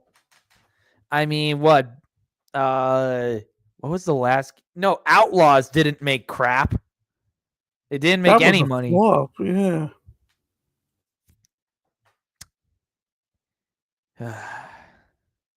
I'm so glad Darth Melvin never did a collab with JJ Plagiarisms. Yeah, I'm glad too. Yeah, thank God for that. with that being said, that's my extended explanation on why the Jedi games meet the quality control baseline and why they aren't god-awful. But with that being said, with Stig Asmussen out of the picture, there is a possibility that whoever takes over Respawn next may just be Neil Cuckman's inbred cousin and will ruin everything with the third Jedi game and whatever the fuck Respawn makes next, including whatever Jedi 3 will be called. I hope it does not come to that, but that's what a change of ship captains can do. There will Dude, Woke Republic, Survivor, the fact it's even in Disney Star Wars to begin with. He hasn't mentioned that. He hasn't actually even said what was good about the games. Like, this is a nothing video. Nothing be but- different mentalities on how to make a game, and I just hope that Jedi 3 isn't The Last of Us Part 2 Star Wars Edition. Because I hope so, because that would mean you get very, very triggered. Yeah. And that means we can make fun of you for it. Yeah, I mean, his reaction to it would be pretty hilarious. Yeah. I would really hate that. So Jedi 3, depending on who takes over as game director, may suck hard, but hopefully they stick to whatever outline Stig Asmussen left, and don't throw in a Jolan one at the start. Yeah, I'm venting really hard about Neil Cuckman indirectly. But Yeah, because you can't freaking focus on anything. God. This video, like, what was... Ugh. all this You video know- did was just show he's a Disney fan. He's also a fake SpongeBob fan, too. Because I covered his SpongeBob video a couple streams ago. Yeah, well, he's plagiarist. It's just Dark Souls with lightsabers and a hopelessly predictable story. It's not Yeah. even a good Souls game either. No, I'd rather play Elden Ring. Yeah, that's a game worth playing. I think it's time he learns to not piss Oh, look, it's Earth. Earth is in Star Wars. That literally looks like Earth. Yeah, it really does. players off and trivialize them as racist or sexist. Because as much as he thinks that he's an ally, all he's really done is create negative Okay, now he's just spinning off and attacking Neil Druckmann. So I think we'll end it there and move on to the final one. SpongeBob SquarePants ended in 2004. End of story. Yeah, poor little guy. Yeah, I'd say that's a pretty good way to end it. I'm a goofy gooba. All right, now here's the one. The title of the video, the one I guarantee you've all been waiting for. Mr. Zod with Did Return of the Jedi ruin Star Wars? Oh God. Jeez. I hope you're ready, Scruffy. I've been eager to see what your I'm eager to see what your reaction's gonna be. Hey, Mecha G75, you're just in time. Here we go. It's 49 minutes, so could take a while. Welcome back, everybody. So today I thought I would talk about Star Wars a little bit. More specifically, where Star Wars started to go wrong. Place your Tabana gas charges in your blasters, everybody. Yeah. Oh, already off to a good start. Here we go. That shouldn't cause me any kind of trouble, right? I think we can all predict nothing but smooth sailing in terms of comments. Well, it depends. Are your arguments going to be any good? I highly doubt it. We all know the real moment was the... Screw you! Holiday Special did not kill Star Wars. No. Oh my God. Actually, let me flip through it. They went full-on Muppets in the third, and they're continuing. This is what my father said to me when we left the cinema after viewing The Phantom Menace 25 years ago. What? What? We got a guy crapping on the prequels. Ah, of course. Specifying that killing Boba Fett was an accident completely nullifies the criticism that happened while Solo was blind. Nobody likes the Ewoks. I did. Okay, based. Yeah, I liked the Ewoks. I mean, I have no problems with the Ewoks. Neither do I. Yum them. Here we go with the Return of the Jedi sucks arguments. Oh, as if Family Guy didn't already run that argument to ground.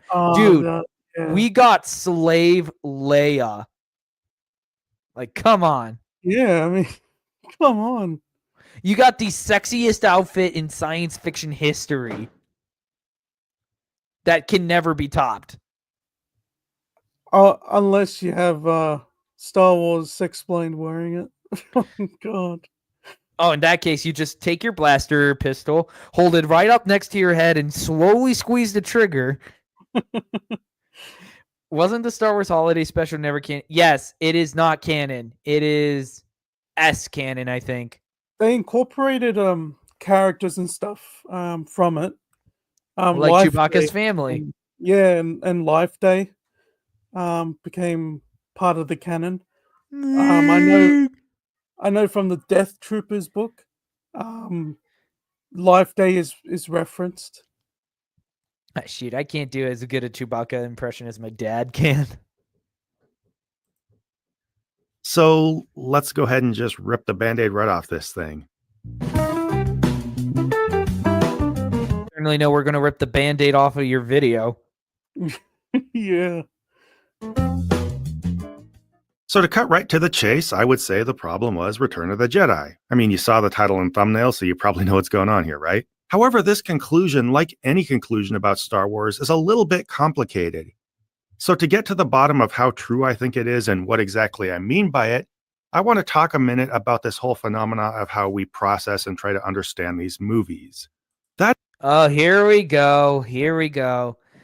Is he going to try and break down, how we take canon seriously or some crap like that? Because I've seen people attack us for it. Is he a Disney fan? I will admit, Return of the Jedi has its flaws and is the weakest of the original trilogy, but it certainly didn't ruin Star Wars. Honestly, I don't see any problems with Return of the Jedi. But that's me. I've never had any issues with it. Any issues people have is new to me. Zahn Consortium and Empire at War be like, these little guys make for great explosives. In itself, along with maybe keeping me out of trouble by hedging a little bit, can actually be more interesting than any one specific conclusion on this topic. So I think it's worth spending a little bit of time to talk about. Now, this whole idea that Star Wars went wrong at some point is nothing new, right? It's pretty much conventional wisdom by this point, the lens through which most people see the series. Basically, Star Wars died in 2012. Thank you. for coming to my TED Talk. Star Wars used to be great and is now much worse. And this decline is often seen to be the result of, or at least marked by, one movie or show. Yeah, schools Or one terrible action, one giant mistake. A mistake of which we're still feeling the effects to this day. And turned out to be a disappointment. When this happened is always up for debate, but it seems like there's usually a prevailing discourse that shifts with time. In the early 2000s, it seems like the prequels were the bad guys, and now it's the sequels or maybe streaming shows or whatever. Prequel haters have no legs to stand on, especially anymore. No, it's just OT purists just upset with, for whatever reason. And refuse to grow up. Exactly. The Empire building a second Death Star with a bigger opening for ships to fly in and blow up its core after what happened to the first Death Star was kind of dumb, to be honest. Well, I'd say Palpatine's overconfidence was his undoing. And the Death Star 2 was mostly a trap.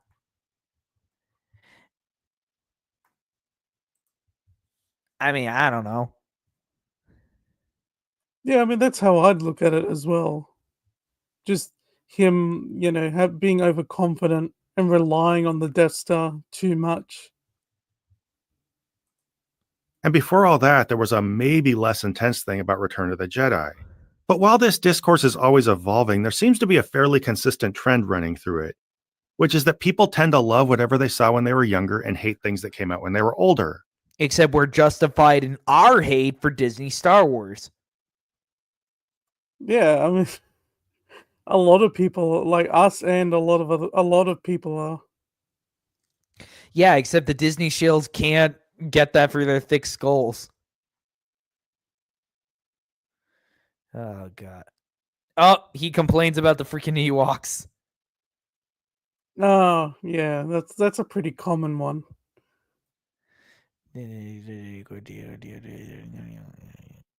Fan service. What? Random stuff I did and didn't like. Retreading the familiar. Oh, God, we're in for a treat tonight. Leading to the broad understanding that people see Star Wars through a lens of nostalgia. Now, I don't think it's all nostalgia.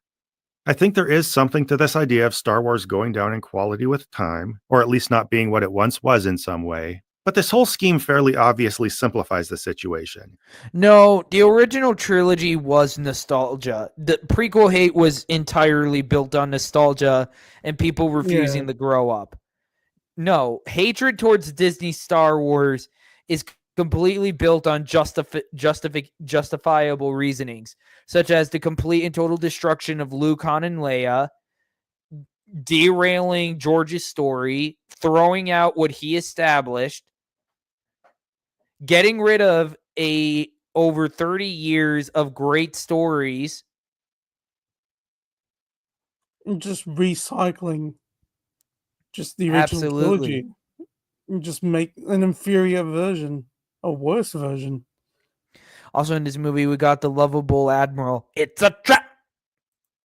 Yeah, I mean, it's Admiral Akbar. Like, how could you, like, he's an OG. Like, come on. Oh, Christ. I just saw your private message. Oh, yeah. Yeah, it's... Why is he back here again? I just saw it, yeah. He's back in the Discord. Okay. A wild force wielder. Another person just joined. Oh, God. Oh, well, I'm going to need your help kicking his ass later.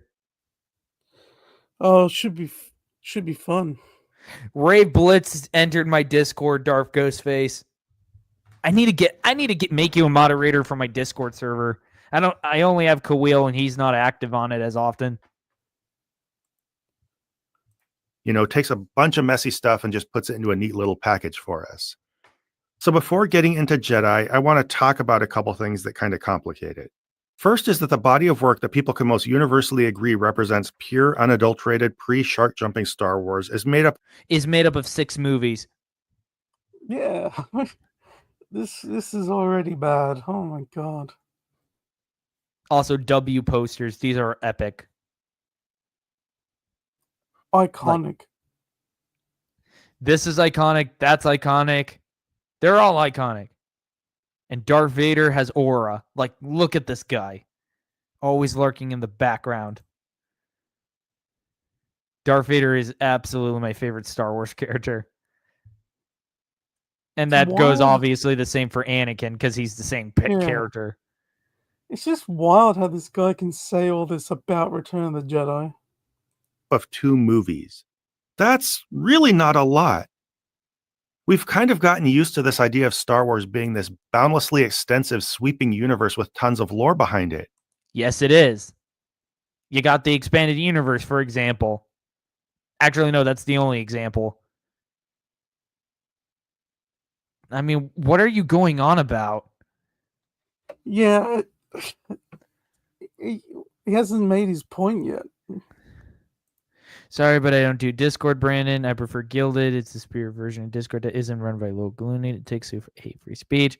I'll keep that in mind, but I mean, what can I do? I don't know. I've got Discord because everyone, the others have Discord.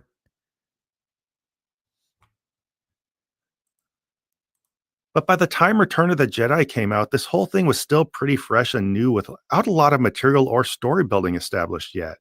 I mean, yeah, along with the movies, there were some books, but even they were pretty. Oh, come on. You could get the original covers for these, but you couldn't bother for Splinter the Mind's Eye? Yeah, like Really? just no effort. Like, come on, man. I mean, I unfortunately do own the Legend versions of the Han Solo trilogy because that was the only one I could find. Yeah, no, that's when it comes to collecting it, that's fair. Like, I'd imagine for these ones, they're probably rarer than most things in the expanded universe. I know. I still feel guilty about it. That Legends banner is disgusting. Yes, it is disgusting. The Legends banner is disgusing. Yeah. A lot of oh my the God. new covers they make are absolutely disgusting. Aren't the newer ones AI generated? I don't know. If they are, I wouldn't put it past Disney. Because they used AI for like some of their Marvel stuff. Oh my god, Sparse really? by that Yeah, the opening for Secret Invasion is made with Oh, yeah. AI. Yeah, I remember that. point and didn't contribute much to what Star Wars was, at least in the broader public perception. What's more, and I know a lot of people are going to argue with me about this, but hear me out, a lot of what we understand about Star Wars came solely from The Empire Strikes Back. No. We also have, What? I mean, Obi-Wan Kenobi literally talked about the Jedi in Star Wars Episode 4. Yeah. Guardians of Peace and Justice. Yeah. Like, what? Serving the Republic for thousands of generations. What's this guy talking about? Lightsabers. The Empire existing. What are you talking about? Almost 3 minutes Like, in take- and it's not looking good. We're only 2 minutes. We're only like 3 minutes in. I mean, hell, they even allude to the idea that the Force is even more powerful than blowing up planets. But that went over this guy's head, clearly. The concept of the Force, for instance. Sure, it definitely was described and used in the first movie, but a ton of the philosophy and emotional feel of it was established in Empire. They set it up in Episode 4 and they expanded upon it in the sequel. That's what you're supposed to do. I mean, George already had an idea for the most part of what the Force was, and he wanted to show it in, like, progress it in each movie. Like, I'm pretty sure he wasn't just making it up as he went along. Not to mention the character of Yoda himself. Or Darth Vader. When you picture Darth Vader, you're probably picturing Empire Strikes Back Darth Vader. I picture Darth Vader no matter what. Like, I don't Yeah, just I mean- picture him in Episode 5. I picture him in pretty much everything else. The Force Yeah, Unleashed. The Darth Exactly. Vader comics, like Darth Vader and The Last Command. I mean, you've got him killing Palpatine in Return of the Jedi. Like, You have Darth Vader fighting, leading a pack of wild dogs in the Savage Heart from the Star Wars Empire comics. there's heaps of moments, not just Empire Strikes Back. Like, this guy is just. By the way, I was Oh, arguing man. with someone on Twitter who says that the Darth Vader, reveal is a poor plot twist. He says it's Okay. terrible. Okay, all right. But, Ray Palpatine was a good twist, I imagine they said. Dude said he wasn't even a big Star Wars fan. He says Star Trek was better. That Oh makes it my even God. more hilarious. Okay, so he barely watches Star Wars and says that. Okay, sure. He was more of a generic thug in the first one, and he acted and talked a bit different than what we're used to. Even the What? He sounds basically the same between both. He talks the same in both. I don't know. That's pretty bad take. And Come him on, being man. a generic thug, dude, this guy commanded respect and attention. The guy literally showcased Yeah. his abilities when he force choked. Shoot, I'm blanking on his name. No, Captain Antilles, I think. no. No, I'm that's talking about Waking with the Antilles. force, not just generic choking. Oh, okay. Yeah, Was it in the Death Jared? Star. Yeah. I think it was Jared. The thing is, like, Vader wasn't a generic villain in A New Hope. Like, we're told, by Obi-Wan, he's the one that took down the Jedi. Which we How is know that? he actually did. Yeah, and how is that a generic villain? Like a generic, not villain, like a generic, like, henchman or whatever. Dude even well, it's debated on whether or not he actually killed Obi-Wan. Yeah, I would because say it's up to debate. Yeah, like, I don't think we'll ever get a definitive answer from George on that one. I mean, George once said that Star Wars is more about questions than answers.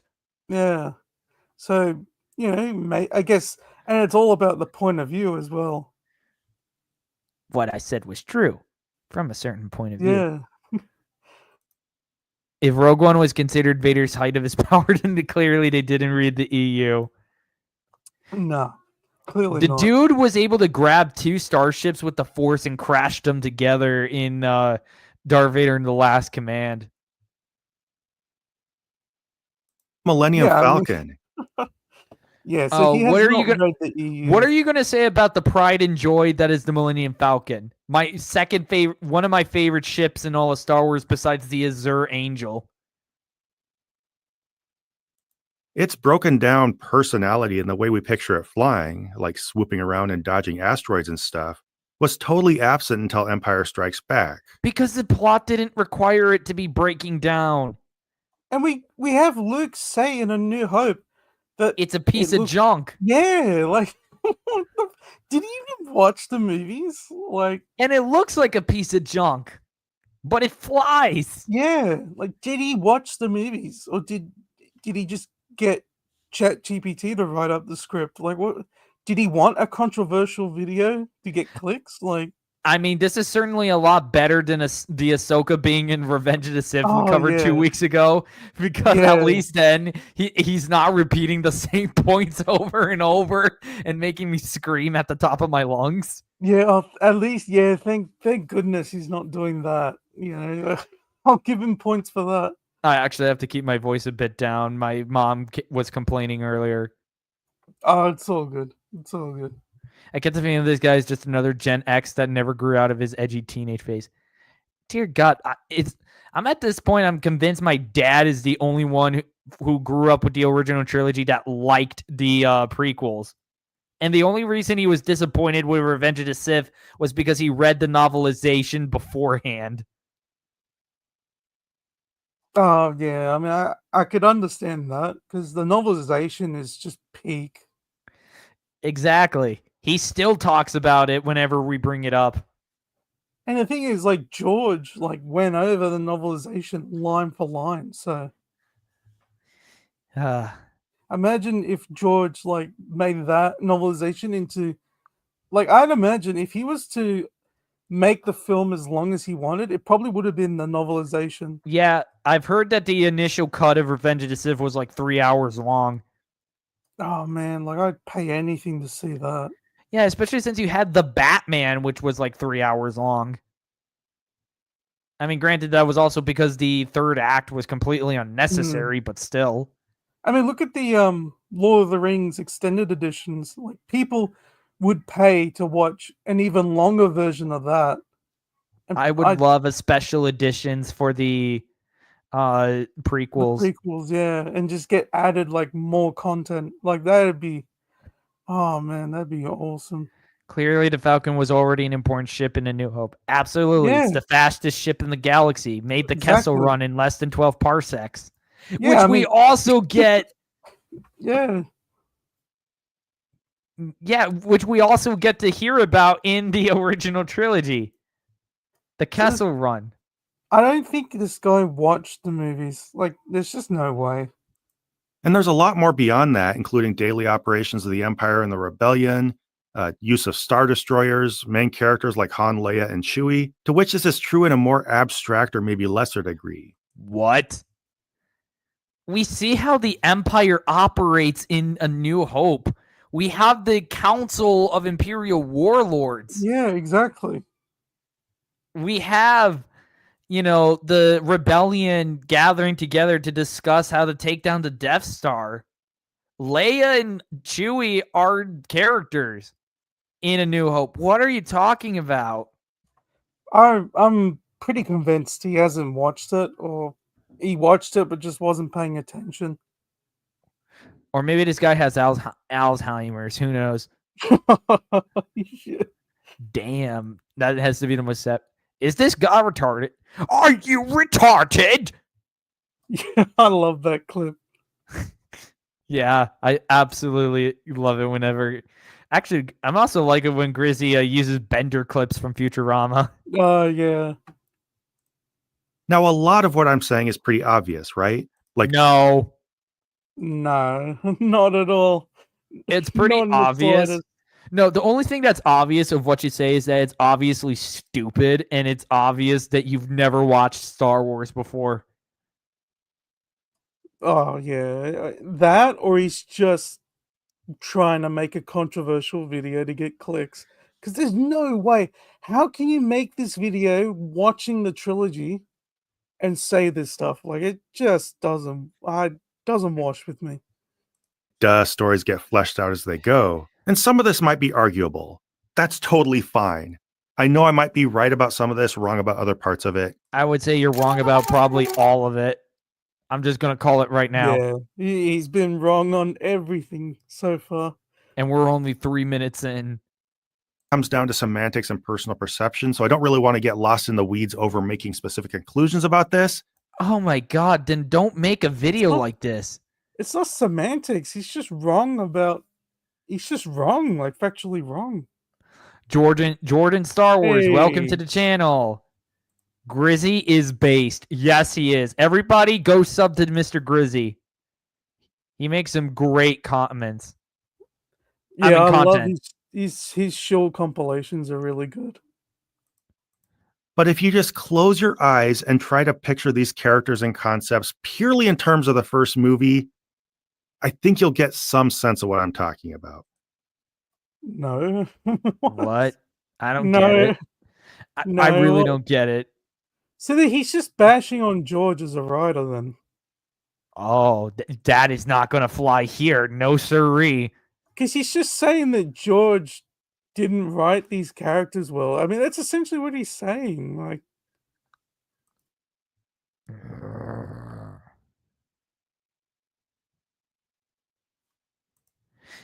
Thanks, Dark Ghost Rays. I really do apologize. I'm streaming at the same time of Tim, though. But we can catch it on the replay. I know I'm going to be rewatching it. Bashing George Lucas, fake fan confirmed. Basically, in 1983, what we now consider long-established foundational elements of Star Wars came from 2 movies, and a disproportionate amount was from one previous movie. No, they What? both did equal amount of What? legwork, you moron. Okay, so Luke was just told about the Jedi and Empire Strikes Back. He was just told that, you know, About the told about Force, yeah, and or what Obi-Wan happened to didn't his, die. or what supposedly happened to his father. Yeah, he oh god, like this is bad. Keeping that in mind can help us maintain a sense of perspective on how fresh and fragile the Star Wars mythos was at that time, as well as what we see happening when we watch Return of the Jedi. It can also help us manage our expectations for what is actually being ruined when one movie does things a little differently than 2 other movies. What? Manage our expectations? What is he on? And can I I- have some of it? I don't know what this guy is talking about. Second, and I know this is one of those areas this can get really touchy, we need to acknowledge how much nostalgia can cause us to romanticize movies we saw when we were younger and be excessively disappointed by ones we saw when we were older. Screw what? you. Nostalgia wasn't a factor when the film originally premiered. And no one had Exactly. issues with it then. What is this guy talking about? In other words, Star Wars may never have been quite as good as we think it was. Maybe for Oh, you. you did not. You So did not clearly- just say what I think you said. Clearly this guy doesn't like Star Wars anymore. And he's just trying to make other people not like it either. Hell to the low no. Just another pretentious moron that thinks media literacy is illegitimate. Bull crap. Fake. Oh, Yeah, like oh. come on, man. oh, you Yeah, did not that's just it. say. Star Wars may never have been quite as good as we think it was. Screw Nah. you. Nah, man. Star I mean- Wars, Star Wars, flaws and all, is a masterpiece. I will mean, not accept otherwise. The fact that it is ingrained in popular culture just completely destroys this guy's like argument. Like, come on, man. Like, what is he talk? Okay. Anyway, Xanatos, welcome to the stream. Supernatural. No doubt endings are hard, but then again, noting ever really ends. Nothing ever really ends, does it? Star Wars was always good. yeah, exactly. Star Wars is absolute cinema. 100%. You know, like this guy doesn't know what he's talking about. Every single one of those, every one of those 6 films is a masterpiece. I agree, 100%. Now, I don't that's a fact. mean that it was never good or even great. The first one, don't ask me to call it A New Hope, by the way. I'm 50 years old and its name is Star Wars. Oh, there we go. There we go. Yeah. Okay. It's A New Hope. Get over it. I mean, who cares about what George views the film as? You know, the guy who made it. My dad is 50 years old and he calls it A New Hope. I mean, my dad's even older and he calls it A New Hope. Like, come on. God, you're an embarrassment to my dad's generation. Super exciting movie that revolutionized science fantasy action. Did a great job setting up world building, characterization, and story elements in a natural way that maintained good pacing. It also captures an original on-screen mythology in a way that I'm not sure has been duplicated before or since. Okay, I'm sensing a butt coming on. Yeah, there's a butt coming. Yeah. Oh, there's going to be a big butt. And unfortunately, there's no female attached to it. Oh God, that's got to be one of my worst jokes. Even if people overblow the profundity of its junior high's first guide to the hero's journey structure. Of course, junior high structure. What? Did you just insult the hero's journey and how Star Wars implemented it? The hero's journey is universal and it's timeless. And it doesn't need to be complex. Sometimes simple works. Simplicity works. Exactly. Some people complain about the idea of Star Wars being generic good versus evil, but sometimes that's all that people ever want to see. Yeah, I mean, Lord of the Tolkien's works is simple, like good and evil, and that, I mean, look at that. It sold more books than the Bible. I mean, that's what people want. Good and evil, like basic good versus evil. Wait, what?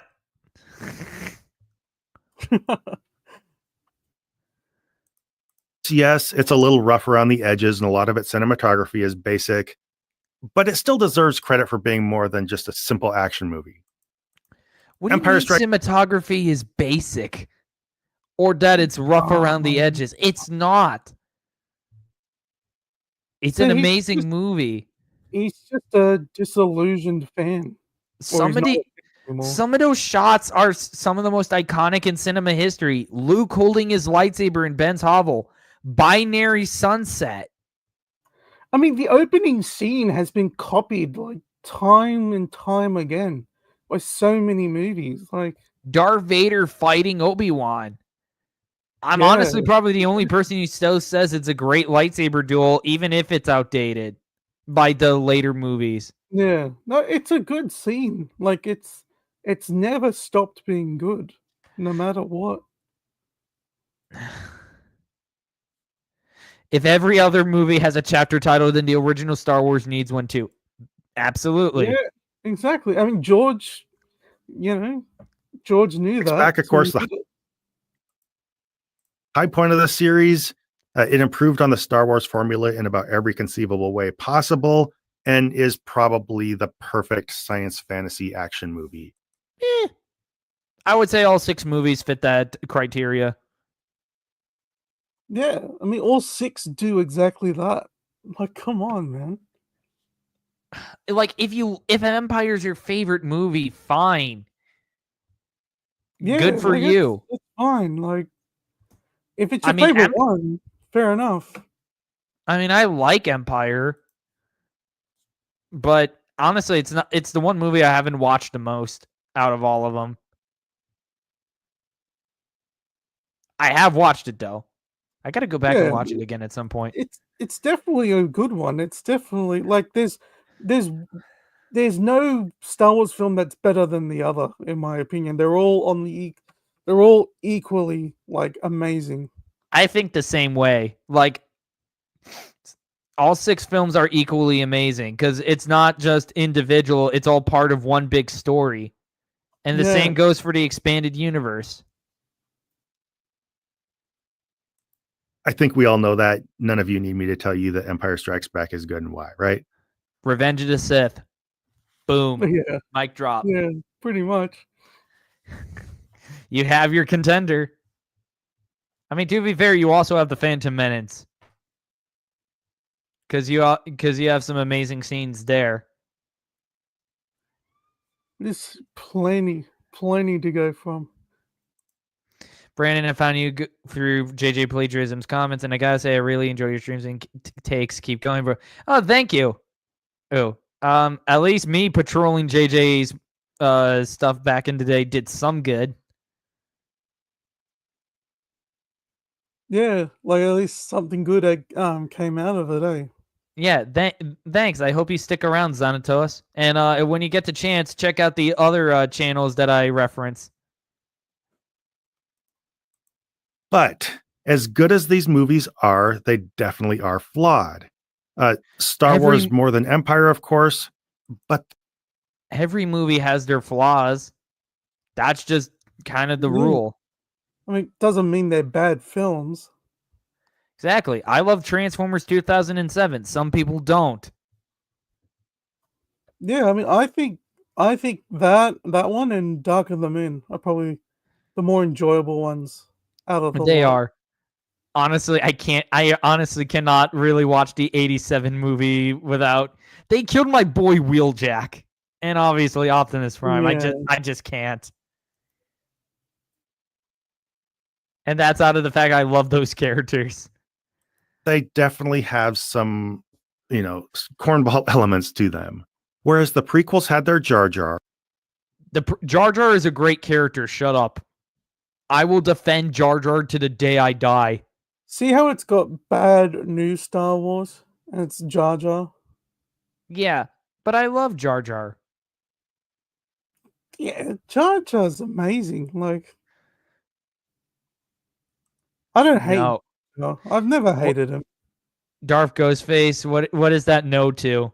If you don't like Jar Jar, that's perfectly fine, but I like Jar Jar. I think he's a good character.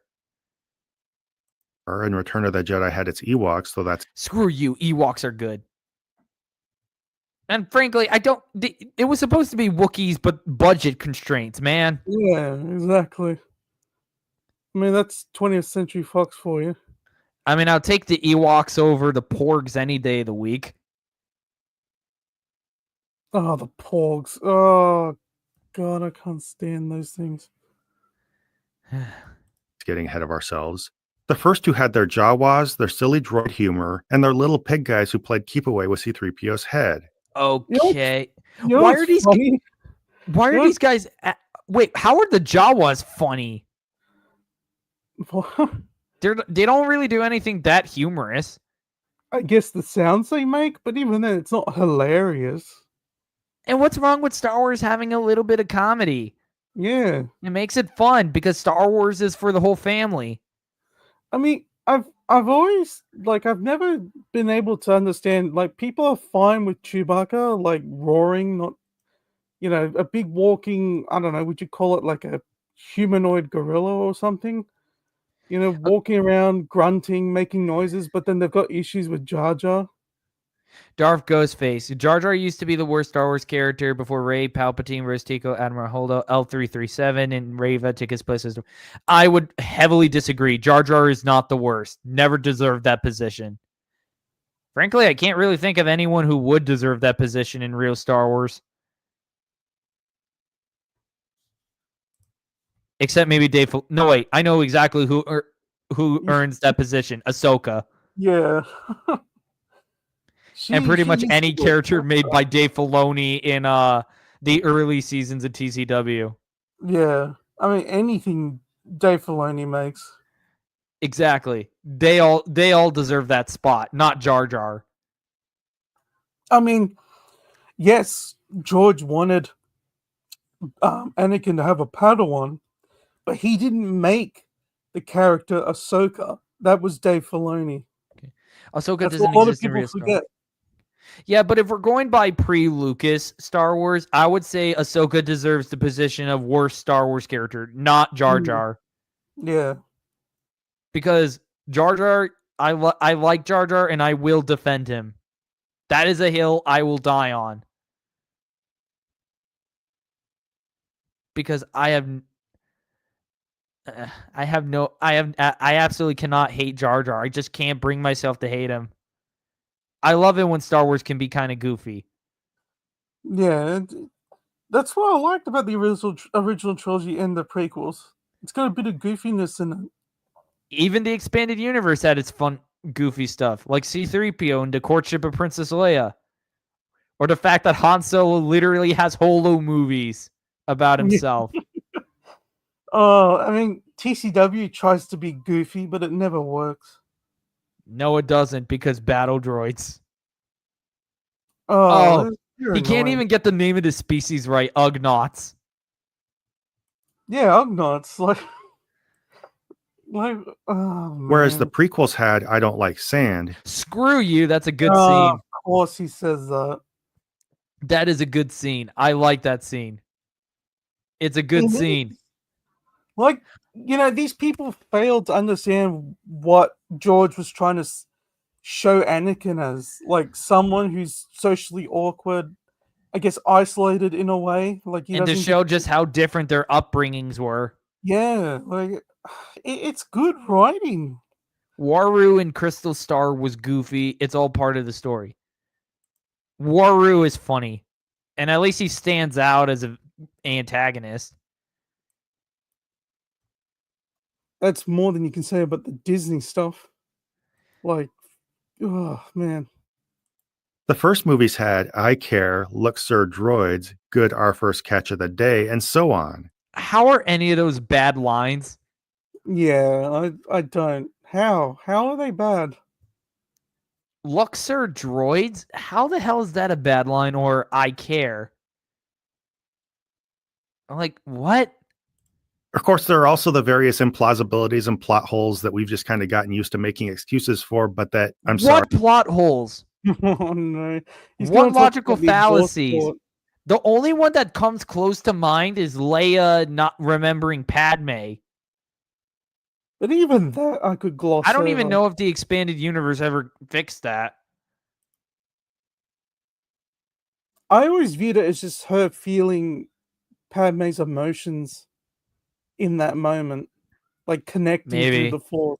That's how I always interpreted it. Doesn't Jar Jar do some kind of fighting style? Yes, he does.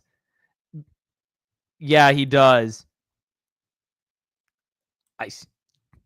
Are still very much there. Now, I'm not saying that these elements of the first two movies whoa, are wait, hang on. terrible, very much there. Plot holes that we've just kind of gotten used to making excuses for, but that, I'm sorry, are still very much there. And I notice you point out none of them. Very, very telling. You gotta show them if you're saying there's plot holes. Why do I get the feeling he probably agrees with Red Letter Media? Yeah, probably. Now, I'm not saying that these elements of the first two movies are terrible. I'm not trying to both sides of the first movies and the later ones or anything like that. And just That's clearly what you're trying to do. It is. It really is. How could Leia remember her real mother if she died only minutes after she was born? I mean, yeah, but I don't know. Yeah, it's a bit of a plot hole. It is. It doesn't quite bother me. I just go with the whole I don't know, She feel sends each other through the Force kind of thing. That's kind of how I always sort of reconciled it. they'll have their thing. I personally think that the first two movies, at least, are qualitatively different than a lot of the later ones, in that these elements are less distracting and oftentimes work to give the movies this corny charm and add to their appeal as homage to adventure serials and stuff. But all 6 films do that, you moron. Yeah, I mean, oh, this guy is he even worth going through the whole 50 minutes? Oh, man. I think I'm just going to skip ahead to the Ewoks. talking about Return of the Jedi not being great, the obvious first thing that will come to everybody's mind is the Emperor. Just kidding. It's Ewoks. Nobody liked the Ewoks. I like the Ewoks. My mom likes the Ewoks. My dad likes the Ewoks. Yeah, I like the Ewoks. My brothers and sisters like the Ewoks. Like, come on, man. Who What are you here in talking the about? chat likes the Ewoks? Type in the CJ, I'm an Ewok defender. They had home turf advantage and were trained hunters. I mean, no big surprise there, right? In fact, this is very clearly my first recollection of Star Wars hatred. Back in the 90s, when I was first getting on the internet, you could barely touch a Usenet Star Wars forum without just being slapped in the face by how much everybody hated them. In fact, there were I notice you're not pulling up examples. Bring up screenshots or archives or even current day.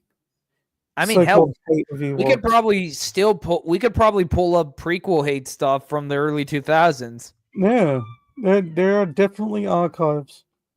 was this informal organization called FART, Fans Against Highly Regrettable Slur for a Disabled Person, Teddy Bears. Okay, given the fact that you have a stupid sounding acronym aside, why is this the first I'm ever hearing of this? Yeah, this is all news to me. Like, I'll give prequel haters some credit. They never formed this kind of group. Basically, they were what ruined Star Wars before the prequels ruined Star Wars, at least in the public perception. So, What? Public perception? I don't remember the public ever really bringing Return of the Jedi down. No. Never seen that. I think we should only cover the Ewoks, the plot to rescue Han Solo, and then the fan service. I kind of want to do that and the I didn't like stuff.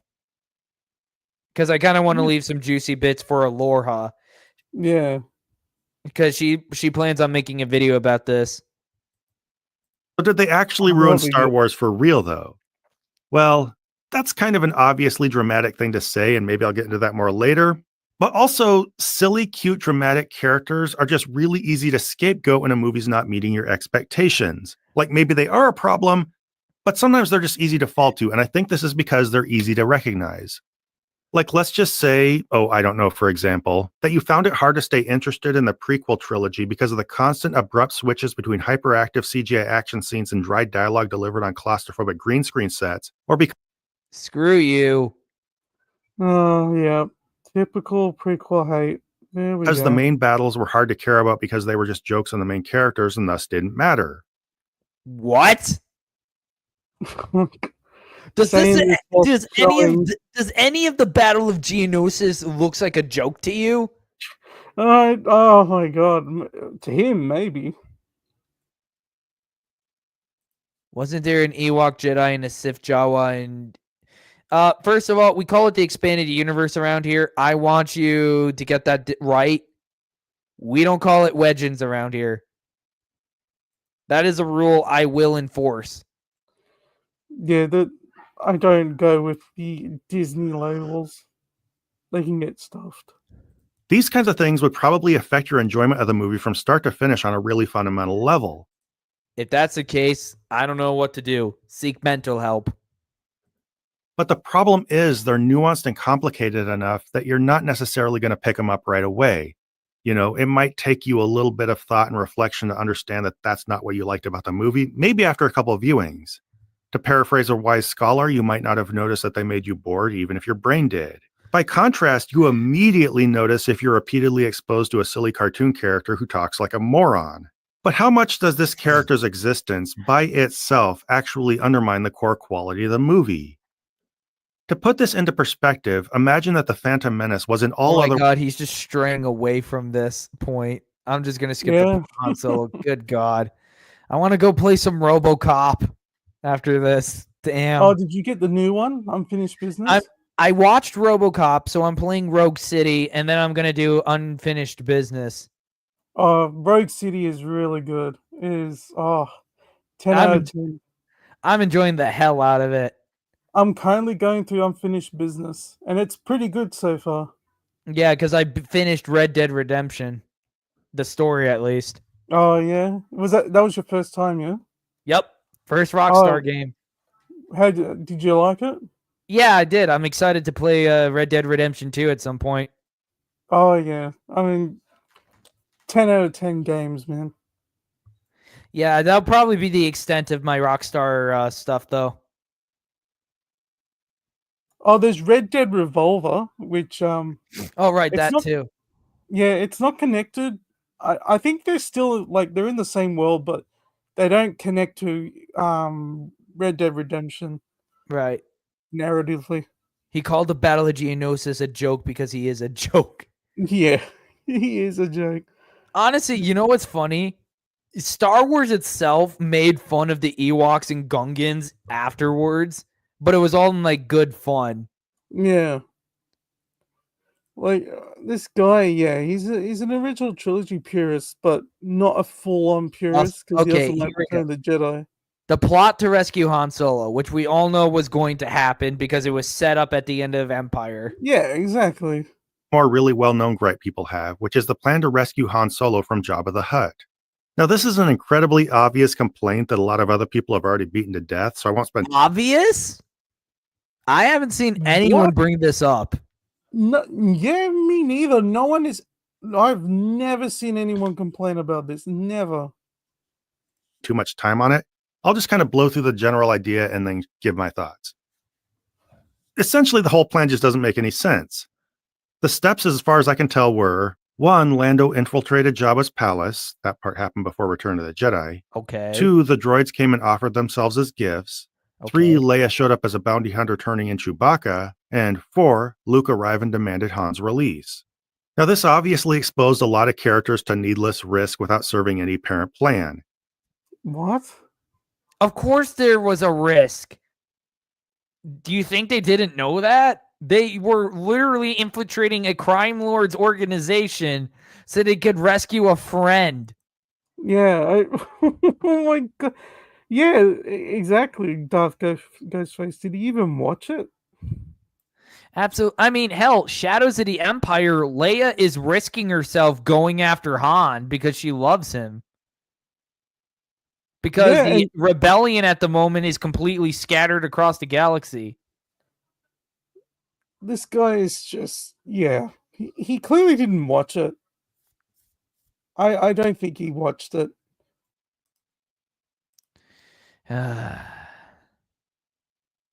Well, we're gonna have to kick his butt again. Like Luke had no way of knowing that he was going to fall into the Rancor pit, and then everybody would be gathered and sent to be fed to the Sarlacc. And this only led to everybody being in convenient places due to pure chance. Or maybe because he planned it out. I mean, he's hell, a Jedi, like. I mean, Luke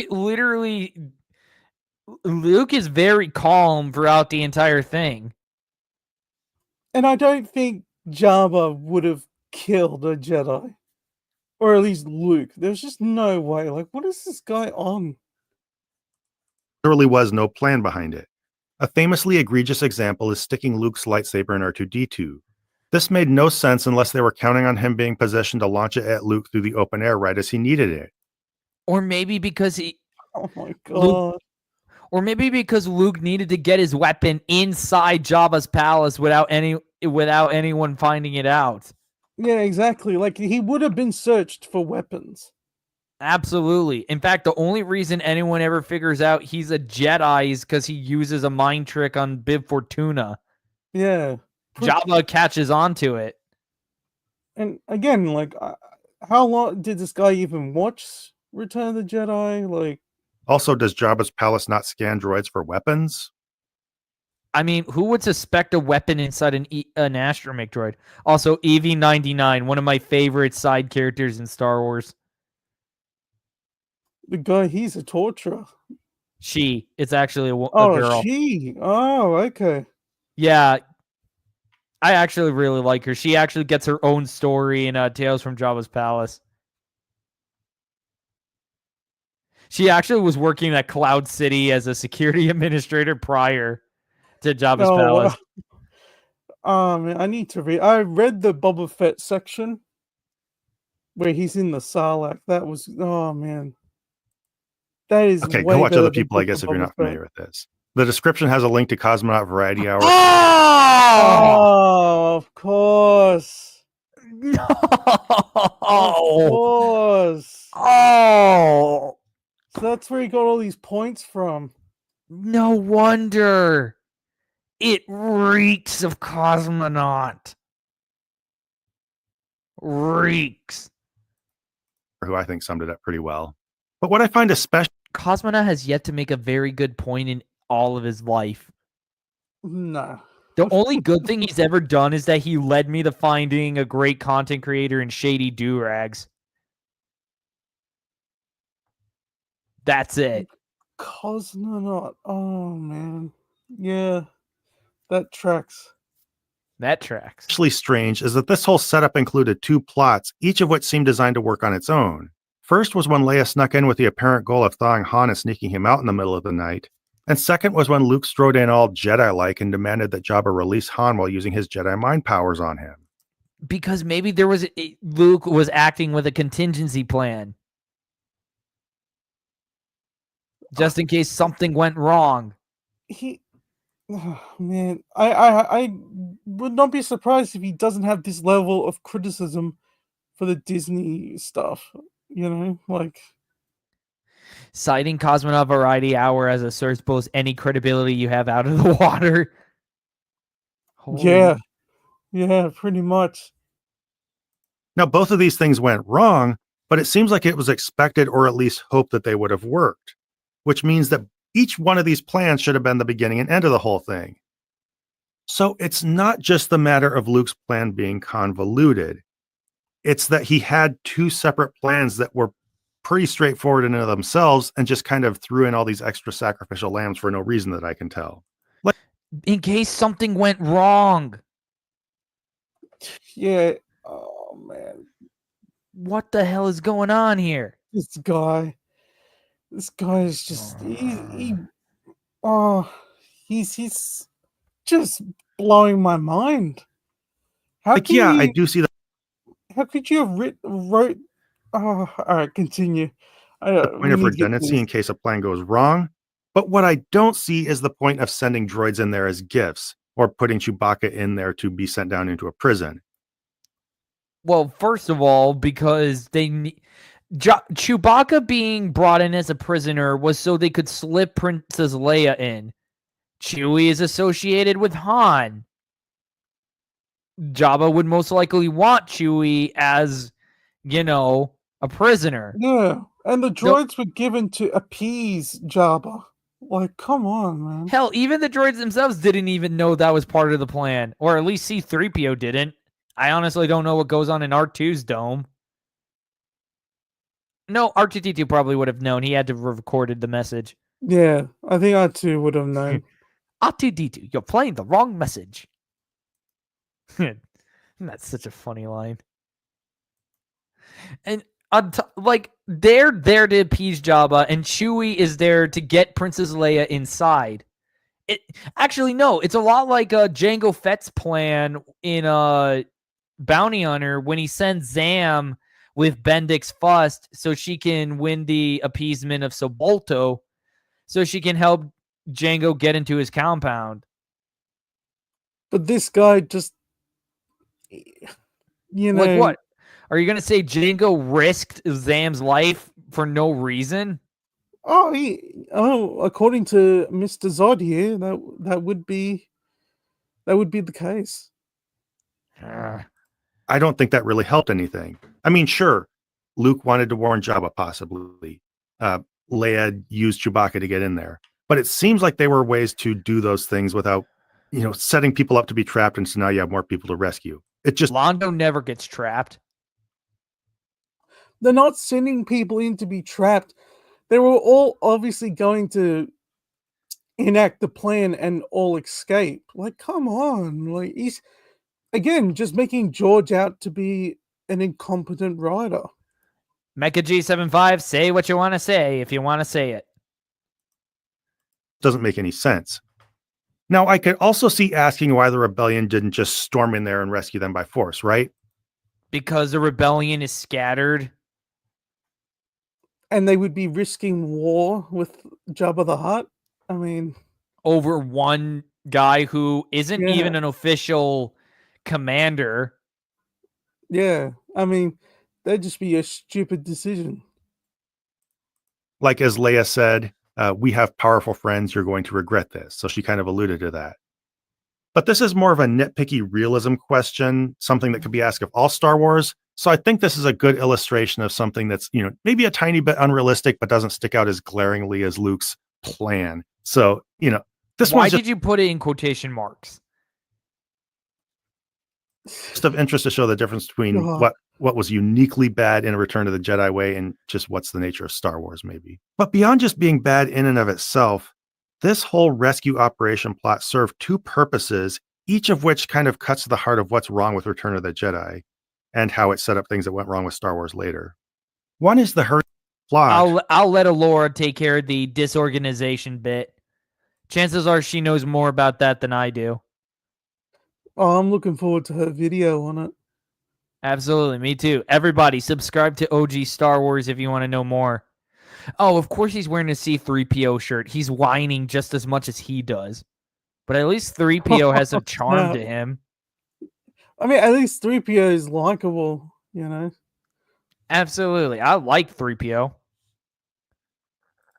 The other thing the Han Solo rescue showed is the movie's tendency to just shove popular characters and other elements into the movie just because we know who they are. What? Oh, is he really going to say Boba Fett was just put in there for fan service? Boba Fett works for Jabba the Hutt. That much we know from Empire Strikes Back, so it makes sense he would be there. Yeah, but I'm calling it now. He's going to say that Boba Fett is just fan service in Return of the Jedi. That's really what's behind Luke's plan. It's not really about Luke trying to find the best way to rescue Han. It's about Lucas trying to find a way to get all the characters into Jabba's palace so we can see them there. Thank you. So, reoccurring characters showing back up. Dude, Londo was participating in looking for Han at the end of Empire with Chewie. What are you talking about? So according to this guy, any sort of plot they came up with that would have had Luke, Han, and Leia, and Chewie meeting up, doing stuff, that would have been fan service, no matter what the plot was. That seems to be the case. But I mean, that's what I'm getting. Like, because apparently them being at Jabba's palace is just fan service. I swear to God, if he attacks the slave Leia bikini, it is. Oh, I'm counting on it.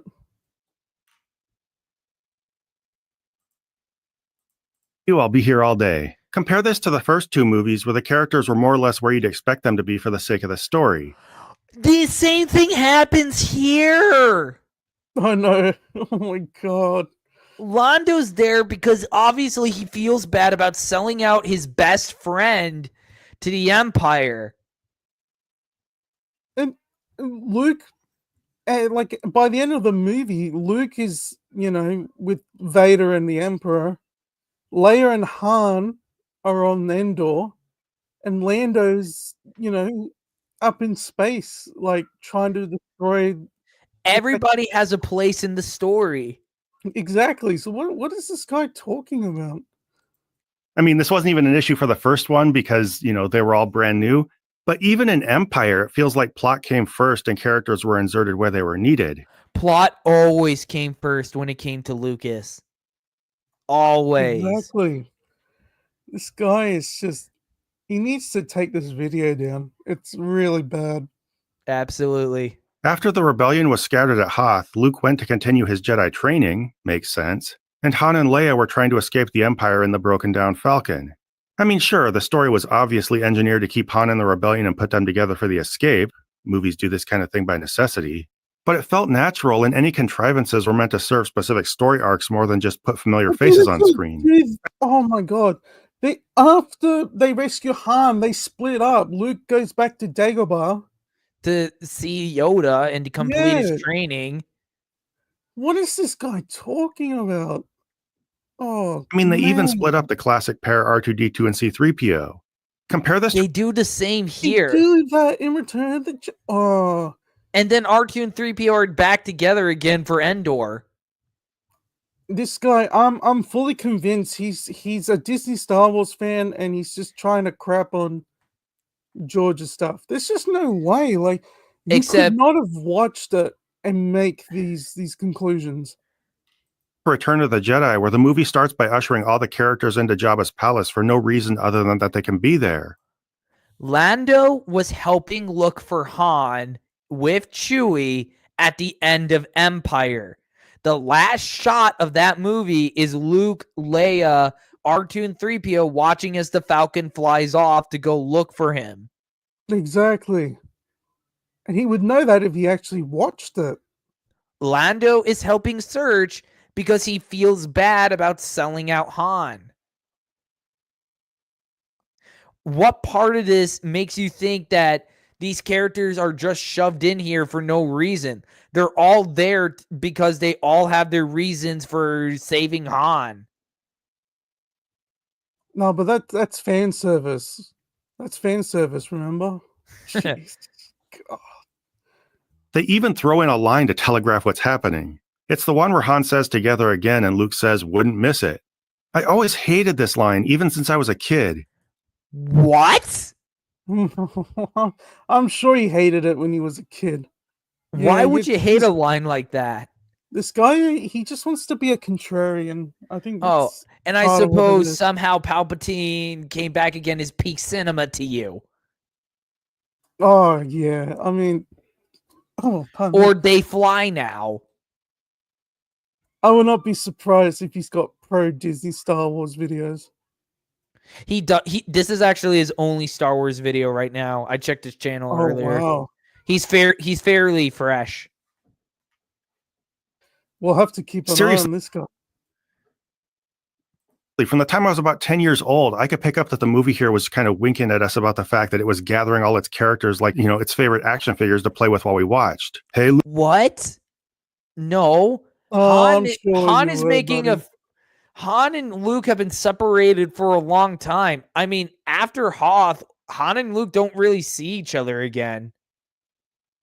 I mean, he was the smartest kid in the block. He knew things before they. Oh my God, he's acting like Doug Walker, the nostalgia critic, who said he predicted that people were going to hate the Phantom Menace. Yeah, I don't believe that. Professional setup for a dumb vid. Luke, hey Han, we have the team together. Now time for another adventure. I don't know. Maybe some people will take exception to this. Like, yeah, maybe it's fun to have the characters kind of playfully say hi when they meet back up. But to me, in this specific situation, that just sounded like a really unnatural thing to say. And it sounds perfectly natural to say. Han and Luke in the middle of danger, being back together again after Hoth. It makes sense. Han would say together again, Yeah, it and would. Luke saying I wouldn't miss it because Luke genuinely loves his friends. was just kind of distracting in a fourth wall breaking way. And this wasn't a one-time thing. This practice continues throughout the movie to the point of dictating almost everything about where every character was going to be and what they were going to be doing. In fact, they jump right back into this the moment the rebellion regroups. The first thing we learn is that they're putting a main character in charge of each prong of its attack. So planning and strategy is suddenly a bad thing? Yeah, You must really hate heist movies. It wouldn't matter what plot they came up for this movie. He would have had an issue with it. Ooh, Mecha G75 is absolutely pissed. I don't blame him. Like, this guy's he's just. Yeah, I'm believing he's a Disney show or a Disney fan, depending on what his content is going forward. The sad thing about this video is that there's going to be goofballs, mostly Disney goofs, that are going to buy in and agree with this knobhead. No good reason, we'll definitely get back to that. And as soon as it's announced Han's leading the land strike, here we go. We have all the other main characters step up and ceremonially announce that they're going along. Rawr! General. Oh my God, Chewie is Han's best friend. Of course he's going to join. But that's fan service. And God. Leia volunteers because she loves Han, and they just got back together. Yeah, I mean, Count me in. And then the voice of Luke calls out, I'm with you too. Because of course Luke is going to be with his friends. What the hell? Of course he's going to say that. Oh, wow. This guy is a Disney shill. What this movie needed was another meta announcement that they're getting the crew back together, so let's throw that in. And by the way, what kind of organization is the rebellion running here? Do they decide who's going to be part of their most delicate, important operations by letting people just shout that they're joining? You do know Princess Leia is a high-ranking member of the Rebel Alliance. Luke is a literal hero. And Chewbacca, is also a hero. They're all respected members of the Rebel Alliance. What are you talking about? This is established going all the way back to the ending of episode 4.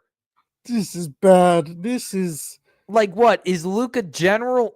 I think... I can't remember if he's a general or commander in episode 5, but he's definitely a high-ranking rebel by then. He's got a rank, yeah. He's got a high-standing rank in the rebellion. Even Han had a rank. Like, he had I think he was a general. Yeah, General in that... Solo, yeah. Like, what the hell are you talking about? I mean, going into the New Republic, Han is an officially recognized member of the New Republic military, even if he rarely wears a uniform. This guy just done goofed. right there in the assembly in front of all the troops. So great, now you have a squad full of friends whose judgment might be compromised by the personal and romantic investments they have in each other. What? Oh my god. And you do know that they lead a group of rebel soldiers, right? And I mean, you. Oh my god! Like, clearly, we're meant to believe. We're led to believe that they've done missions together before.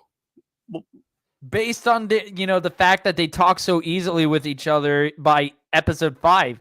Like Han and Yeah. Leia bickering with each other. Like, they've obviously spent time doing missions, doing things for Rebellion together before. I And mean, we obviously see they this in would've- like the med bay in episode 5. Yeah, like they would have shown that they are an effective team. Like, oh, this guy is just, this is bad. Okay, Mecha G75, no problem. Wow, Mecha G75 really snapped. Good lord. Oh yeah, and let's include droids. One who can only roll and one What? who's the most visible thing you can possibly bring along with you. A translator for the astromech and an astromech who can access Imperial technology. Yeah, because apparently that's a stupid idea and it's Like, did fan you- service. Like, do you not know what purpose R2 serves? Like, he tries to get into the door. This guy has to be trolling. Like, he has to be baiting for a reaction from people. Like, Well, he's getting one. Now, I know there's a point here where I could start nitpicking normal Star Wars-like action movie stuff, but I feel like they're going way over the top to get the crew back together, and especially to signal to us that that's what they're doing. What? Who wouldn't want to see the gang back together? yeah, because, I mean, why would I go and watch Return of the Jedi, the final film in the trilogy, and not see my favorite characters? Acting Ludicrous. together. Like what? Like what? Are you going to say the sequel trilogy is great because we never get a scene between Han, Luke, and Leia? It's like going to see Spider-Man 3 and not having Spider-Man in it. Oh, don't tempt them. That's what makes this feel different and kind of worse. No, it doesn't. Like I mentioned before, it's getting way too self-referential, which drastically changes the nature of the experience watching Star Wars, and not in a good way. I have never in my life ever seen a Star Wars No. movie that's self-referential. I've never heard anyone say this about any of the films. No, me neither. Not once. And most likely never again. Okay, so now let's circle back to Han and Lando being generals. What? Okay. Well, first of all, he hasn't said anything about Leia's slave bikini yet. Well, that's surprising. Because I'm glad he didn't go full on feminist there. GBit21, welcome to the stream. Why is it that younger people have a better understanding of Return of the Jedi than this guy? Because we actually watch the damn movies and we actually give a crap about Star Wars. The f***? First off, do generals fly fighter craft and go on ground assault missions? In Star Wars, they do. It's a rebellion. Come on. And there's It's a obvious time, rebellion, and there's dude. obviously time has passed between the movies. Like what? Do you want it that the characters Yeah. just remain the same? Do you want Han to just be a smuggler from beginning to end? I mean, if you look at the time when there were kings, you had kings on the battlefield. Exactly. So, Lord of the but- Rings had kings fighting. Yeah, I mean, so it's believe so we can accept that in medieval times we had kings who would fight on the battlefield, but in Star Wars that doesn't make sense. I mean, you have commanders out on the battlefield, Yeah, exactly. and the Jedi were generals. But I reckon he'd even say that was stupid too. I may be no militariologist, but it sure doesn't seem like it. That does not exist. It's a military expert, not a militariologist. Get your terminology right. Damn. But I guess more to the point, why do they assign these guys? It's pretty absurd. Han 'Cause they're Solo the proved him best- because time has obviously passed. Yeah. And they're the best of the rebellion. Han is a great Most of the- Han is a great pilot, Yeah. and we Luke can infer that destroyed he the did. Death Star. Yeah, he helped with destroying the first Death Star. He won a medal. Oh no, but that doesn't make sense. There was a smuggler who was openly uninterested in the rebellion as a cause, and who was last seen saying he wanted to leave while repeatedly sexually harassing one of its leaders. Oh my god. What? He's one of those. He's one of those. Oh lord. Oh my god. He's You one do know of Han those. came back to help, to help Luke, right? And that he did not sexually harass Leia. He's I reckon he'd say Rocky was sexually harassing his love interest as well. I've never seen Rocky. I've seen some people say there's a lot of sexual harassment. He just suddenly in the shows Rocky movies. Oh my god, this guy's. Is he pulling a Nasser? I don't know what that is. Is that the guy? Is Nasser the shill who got really upset when Han was holding Leia's hand in that compilation? Why is clip he made? rubbing Why is he rubbing her finger? Yeah, like Oh shoot, we're Oh, going on for God. 3 hours. Damn. oh wow, this stream is long. I mean, to be fair, this is a long video. up after having been Yeah, kept no, frozen in this- carbonite yeah. by a gang leader he'd had dealings with, and you make him a general? He was already a general, you moron. Yeah, he already was. Just because he was frozen in carbonite for what? Honestly, I'm still kind of murky on just how much time passes in between 4, 5, and 6. I can't remember it off the top of my head. It's not a long period of time, but it definitely is a period of time that passes. Yeah, just because he was frozen in carbonite doesn't mean his rank was stripped away. Yeah, this guy doesn't know what he's talking about. No questions about his loyalty? About Han What? has already proven his loyalty by this point. So being The only frozen in reason he ever- carbonite- The only reason he even says he's leaving the rebellion is because of a bounty hunter on Ord Mantell. Yeah, and he didn't want to put Leia and everyone else in danger. Han is a selfless person. He may try to act selfish, but he is selfless. So freezing yourself in carbonite automatically makes you a traitor? I heard Return of the Jedi takes place 1 year after the events of The Empire Strikes Back. That makes sense. how traumatized he might still be? No? Traumatized over what? Being frozen in carbonite? I'm pretty sure Han's faced much worse. Yeah, like, oh, what is this? This guy's I mean, just- hell, Han doesn't really show any signs of trauma. No, I mean, oh my god, this is just, yeah, he definitely likes the sequel trilogy. He's got to be one of those. The fact that he said Han sexually harassed Leia, there's just no way.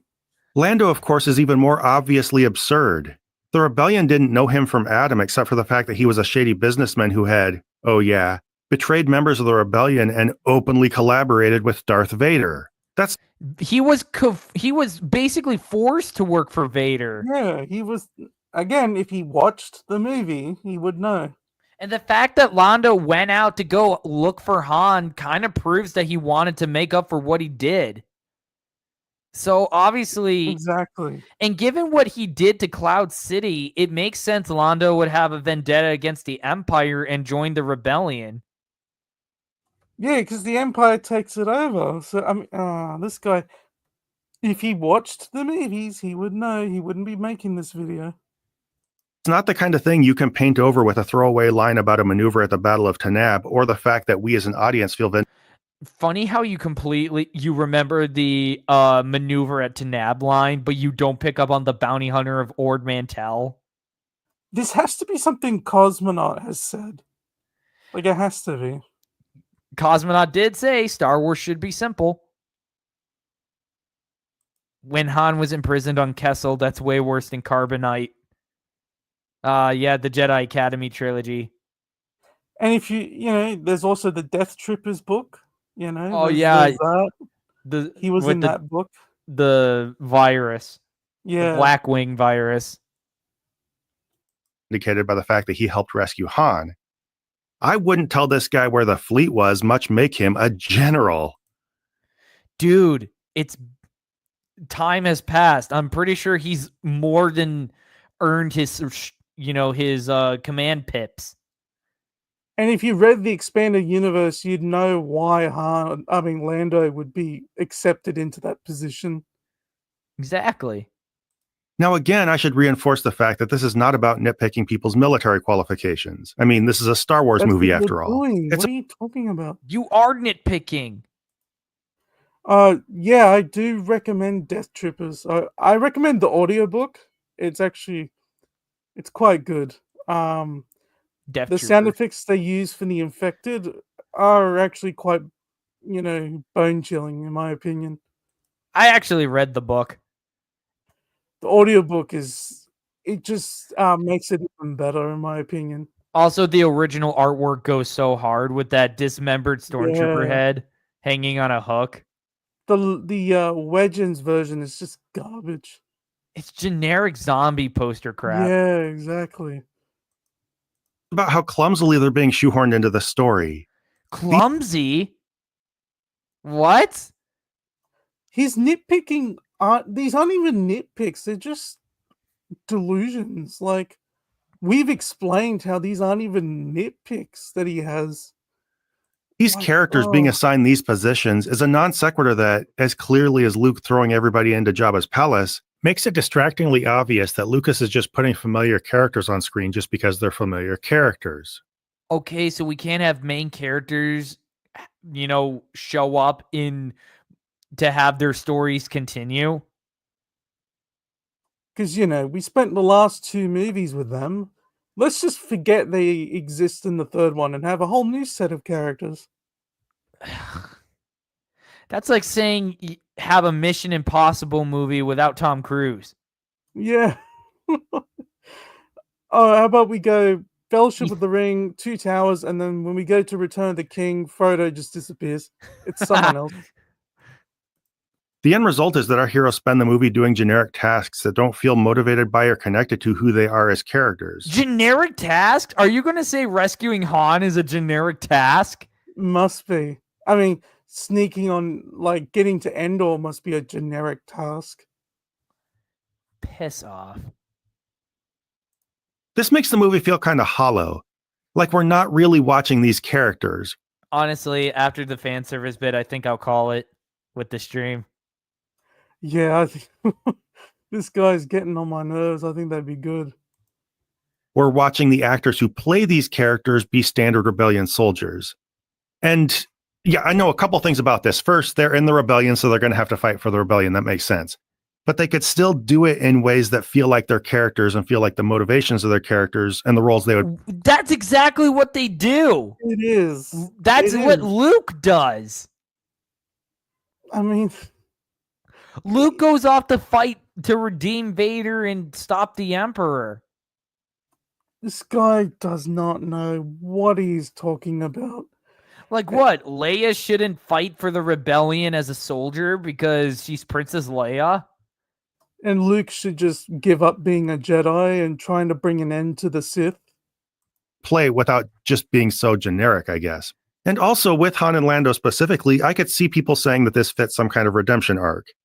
That they quit being scoundrels and stepped up to join the cause. And yeah, a natural arc showing them gradually evolving into these roles based on motivations natural to their characters would have been great. But that's not what this was. Yes, it was. That's the entire point of their arcs. Yeah, I mean, come on, man. It was just suddenly plopping these characters. The fact that Lando is involved in saving Han redeems Lando for what happened in Empire. We're almost there. We're almost at the end of this segment, Darth Ghostface. Just hang in there a little longer. Into whatever role was there. And this is done everywhere you look throughout this movie, or No. most everywhere for people who want to be nitpicky. Like, why was Boba Fett at Jabba's palace? Because he works for Jabba, you idiot. Oh god. He brought it He up. works I there. knew he was going to bring it up. Yeah. Oh yeah. I mean, he captured Han in the previous film, and he brought him to Jabba's palace to get his money and to deliver. I mean, he works for Jabba. Like, come on. Boba Fett is such a badass. He is. I mean, obviously, I like Django a bit more, but Boba's still up there. Now, I know that this one specifically is a super common complaint with an equally common retort. Oh, Like, I think great. people say that he hung around Jabba's palace to be a bodyguard or just worked for him or something like that. But everything about his role in Empire indicated he was a freelancing bounty hunter whose skill set and motivation should have had him out hunting bounties. Maybe And he just hung Jabba was around. giving him bounties. What are you on? Jabba's a crime lord. He probably has other bounties for Boba. Or maybe Boba just wanted to hang around to hang out with that redheaded chick. Because you see him flirting with her. Yeah. Oh, this guy is just. Because Boba Fett's got Riz. The original Boba Fett has Riz. Dude got married. Yeah, he got married, had a kid. He's got a grandkid. Spoilers: Boba doesn't die Boba doesn't die in Return of the Jedi. No, Like, that's just common knowledge at this point. He doesn't die. If you look this appearance dead in the eye for what it is obvious that he is there for fan service. No, if I look at it dead in the eye, I see Boba Fett just hanging around Jabba, maybe looking for another job, or maybe he's resting in between jobs. Like, honestly, Yeah. it doesn't bother me. it's very obvious what it is. He's getting bounties from Jabba. He's doing work for Jabba. Like, what is he on about? He appeared to be seen real quick and then flushed away like used toilet paper, kind of like this. To be fair, George Lucas did say that if he had known how popular Boba Fett was, he probably would have changed how Boba Fett died, or wouldn't have had him die at Yeah. all. I mean, Boba, even then, he that just did admit it was a mistake on his part. He was actually quite lucky that Boba Fett's death was so open-ended. and even that just throws the whole fan service thing out the window. Because if it really was fan service, they wouldn't George wouldn't have done that. Yeah, what do you think this is? Teenage Mutant Ninja Turtles Out of the Shadows? Did with Yoda. Even more silly, why was the Millennium Falcon being used to lead the attack on the Death Star? Because it's a recognizable ship, and you want a ship that you can recognize and easily follow. And they have rebels in the ship doing things as well. Obviously, Yeah, it's not just there for no reason. yeah. And on top of that, it's an iconic ship. Why else wouldn't it be there during the final battle? Exactly. Okay, fine. It's the fastest ship in the fleet. You covered your bases with a throwaway line again. Throwaway Oh my line, it's God. always been referenced and even shown that the Millennium Falcon is a fast ship. We see it outrunning Star Destroyers. This guy, man. Holy hell. Yeah, why wouldn't Boba want to hang around in Jabba's palace? I would if I were in his profession. Me too. But even assuming that's true in any meaningful way, it's a freighter, not a dedicated fighter craft. And it's It an especially has weapons. Yeah, it does. It has weapons. It's got quad It's been laser cannons, modified. concussion missiles, The ship's been modified. heavily modified. bad choice to navigate tight corridors in the middle of the Death Star. It's obviously just being put. Okay, so it gets a radar dish knocked off. So what? That's not a big issue. And you don't think that someone on the Falcon, one of the rebels, was, because I imagine they get the schematics right from the Bothans or something, right? They get intel. You think on the ship there'd be a scanner that shows you like what's ahead, if that makes sense. Exactly. into the plot because it's familiar. As with Han, Leia, and Lando, Lucas wrote a story that had nothing to do with it and then shoved it into a random role so it could be there. It had plenty to do with it. It was an iconic ship. Yeah, this guy is just. And on top Oh, of that, man. it's its speed that gets it out of there before it burns up. Yeah, I mean, it's again the fastest ship in the fleet. I mean, we see a TIE fighter get caught in the flames and just completely disintegrate. Yeah. This is why, for me anyway, Return of the Jedi does not feel like a plausible continuation of an actual story. It You're an idiot. Yeah, he really is. He is. just felt like globs of Star Wars content being thrown at the screen by the handful. Basically, the beginning of extended fan service at the expense of making any kind of real movie. No. Oh Christ! If he makes a video about the prequels, Oh man, he's gonna get torn apart on that one. especially by us. Final point relates to the same Star Wars as content thing, which I think is the core problem with Return of the Jedi. But before getting into that, I first want to just run through a few random bad things about the movie. And that's where I'll end it here, guys. It's time I let you all go free. It's been a long stream, almost 3.5 hours. Yeah. Been pretty good though. Yeah, I didn't expect this video to be 49 minutes long. It's 49 minutes of absolute dribble. Does he even know that Mara Jade was there? Probably Nah. not. I don't think he even acknowledges the expanded universe. Boba Fett was treated like a joke in Sarlacc pit battle scene. I mean, again, George Lucas said he had absolutely no idea how popular Boba Fett was. I mean, frankly, Boba Fett. I mean, frankly, given all George was going through with Empire, it probably, I can't blame him if he didn't know how popular Boba became. Yeah, and how could Boba Fett be fan service if George didn't even know how popular he was? Exactly. That blows his argument out of the water. But anyway, guys, anyway, Scruffy, do you have any lasting comments on any of the videos we saw? Absolute cringe. Aren't they all? I just found a video titled "Why I Hate the Millennium Falcon" and you should too on a channel. No, not Critical Analysis Hub again. Oh. Great. Now I gotta look into that. Oh no. That's gonna be for next week. Well, until then, make sure to like, comment, and subscribe. Share the streams, and I'll see you all next time. See you guys. Have a good one, everyone.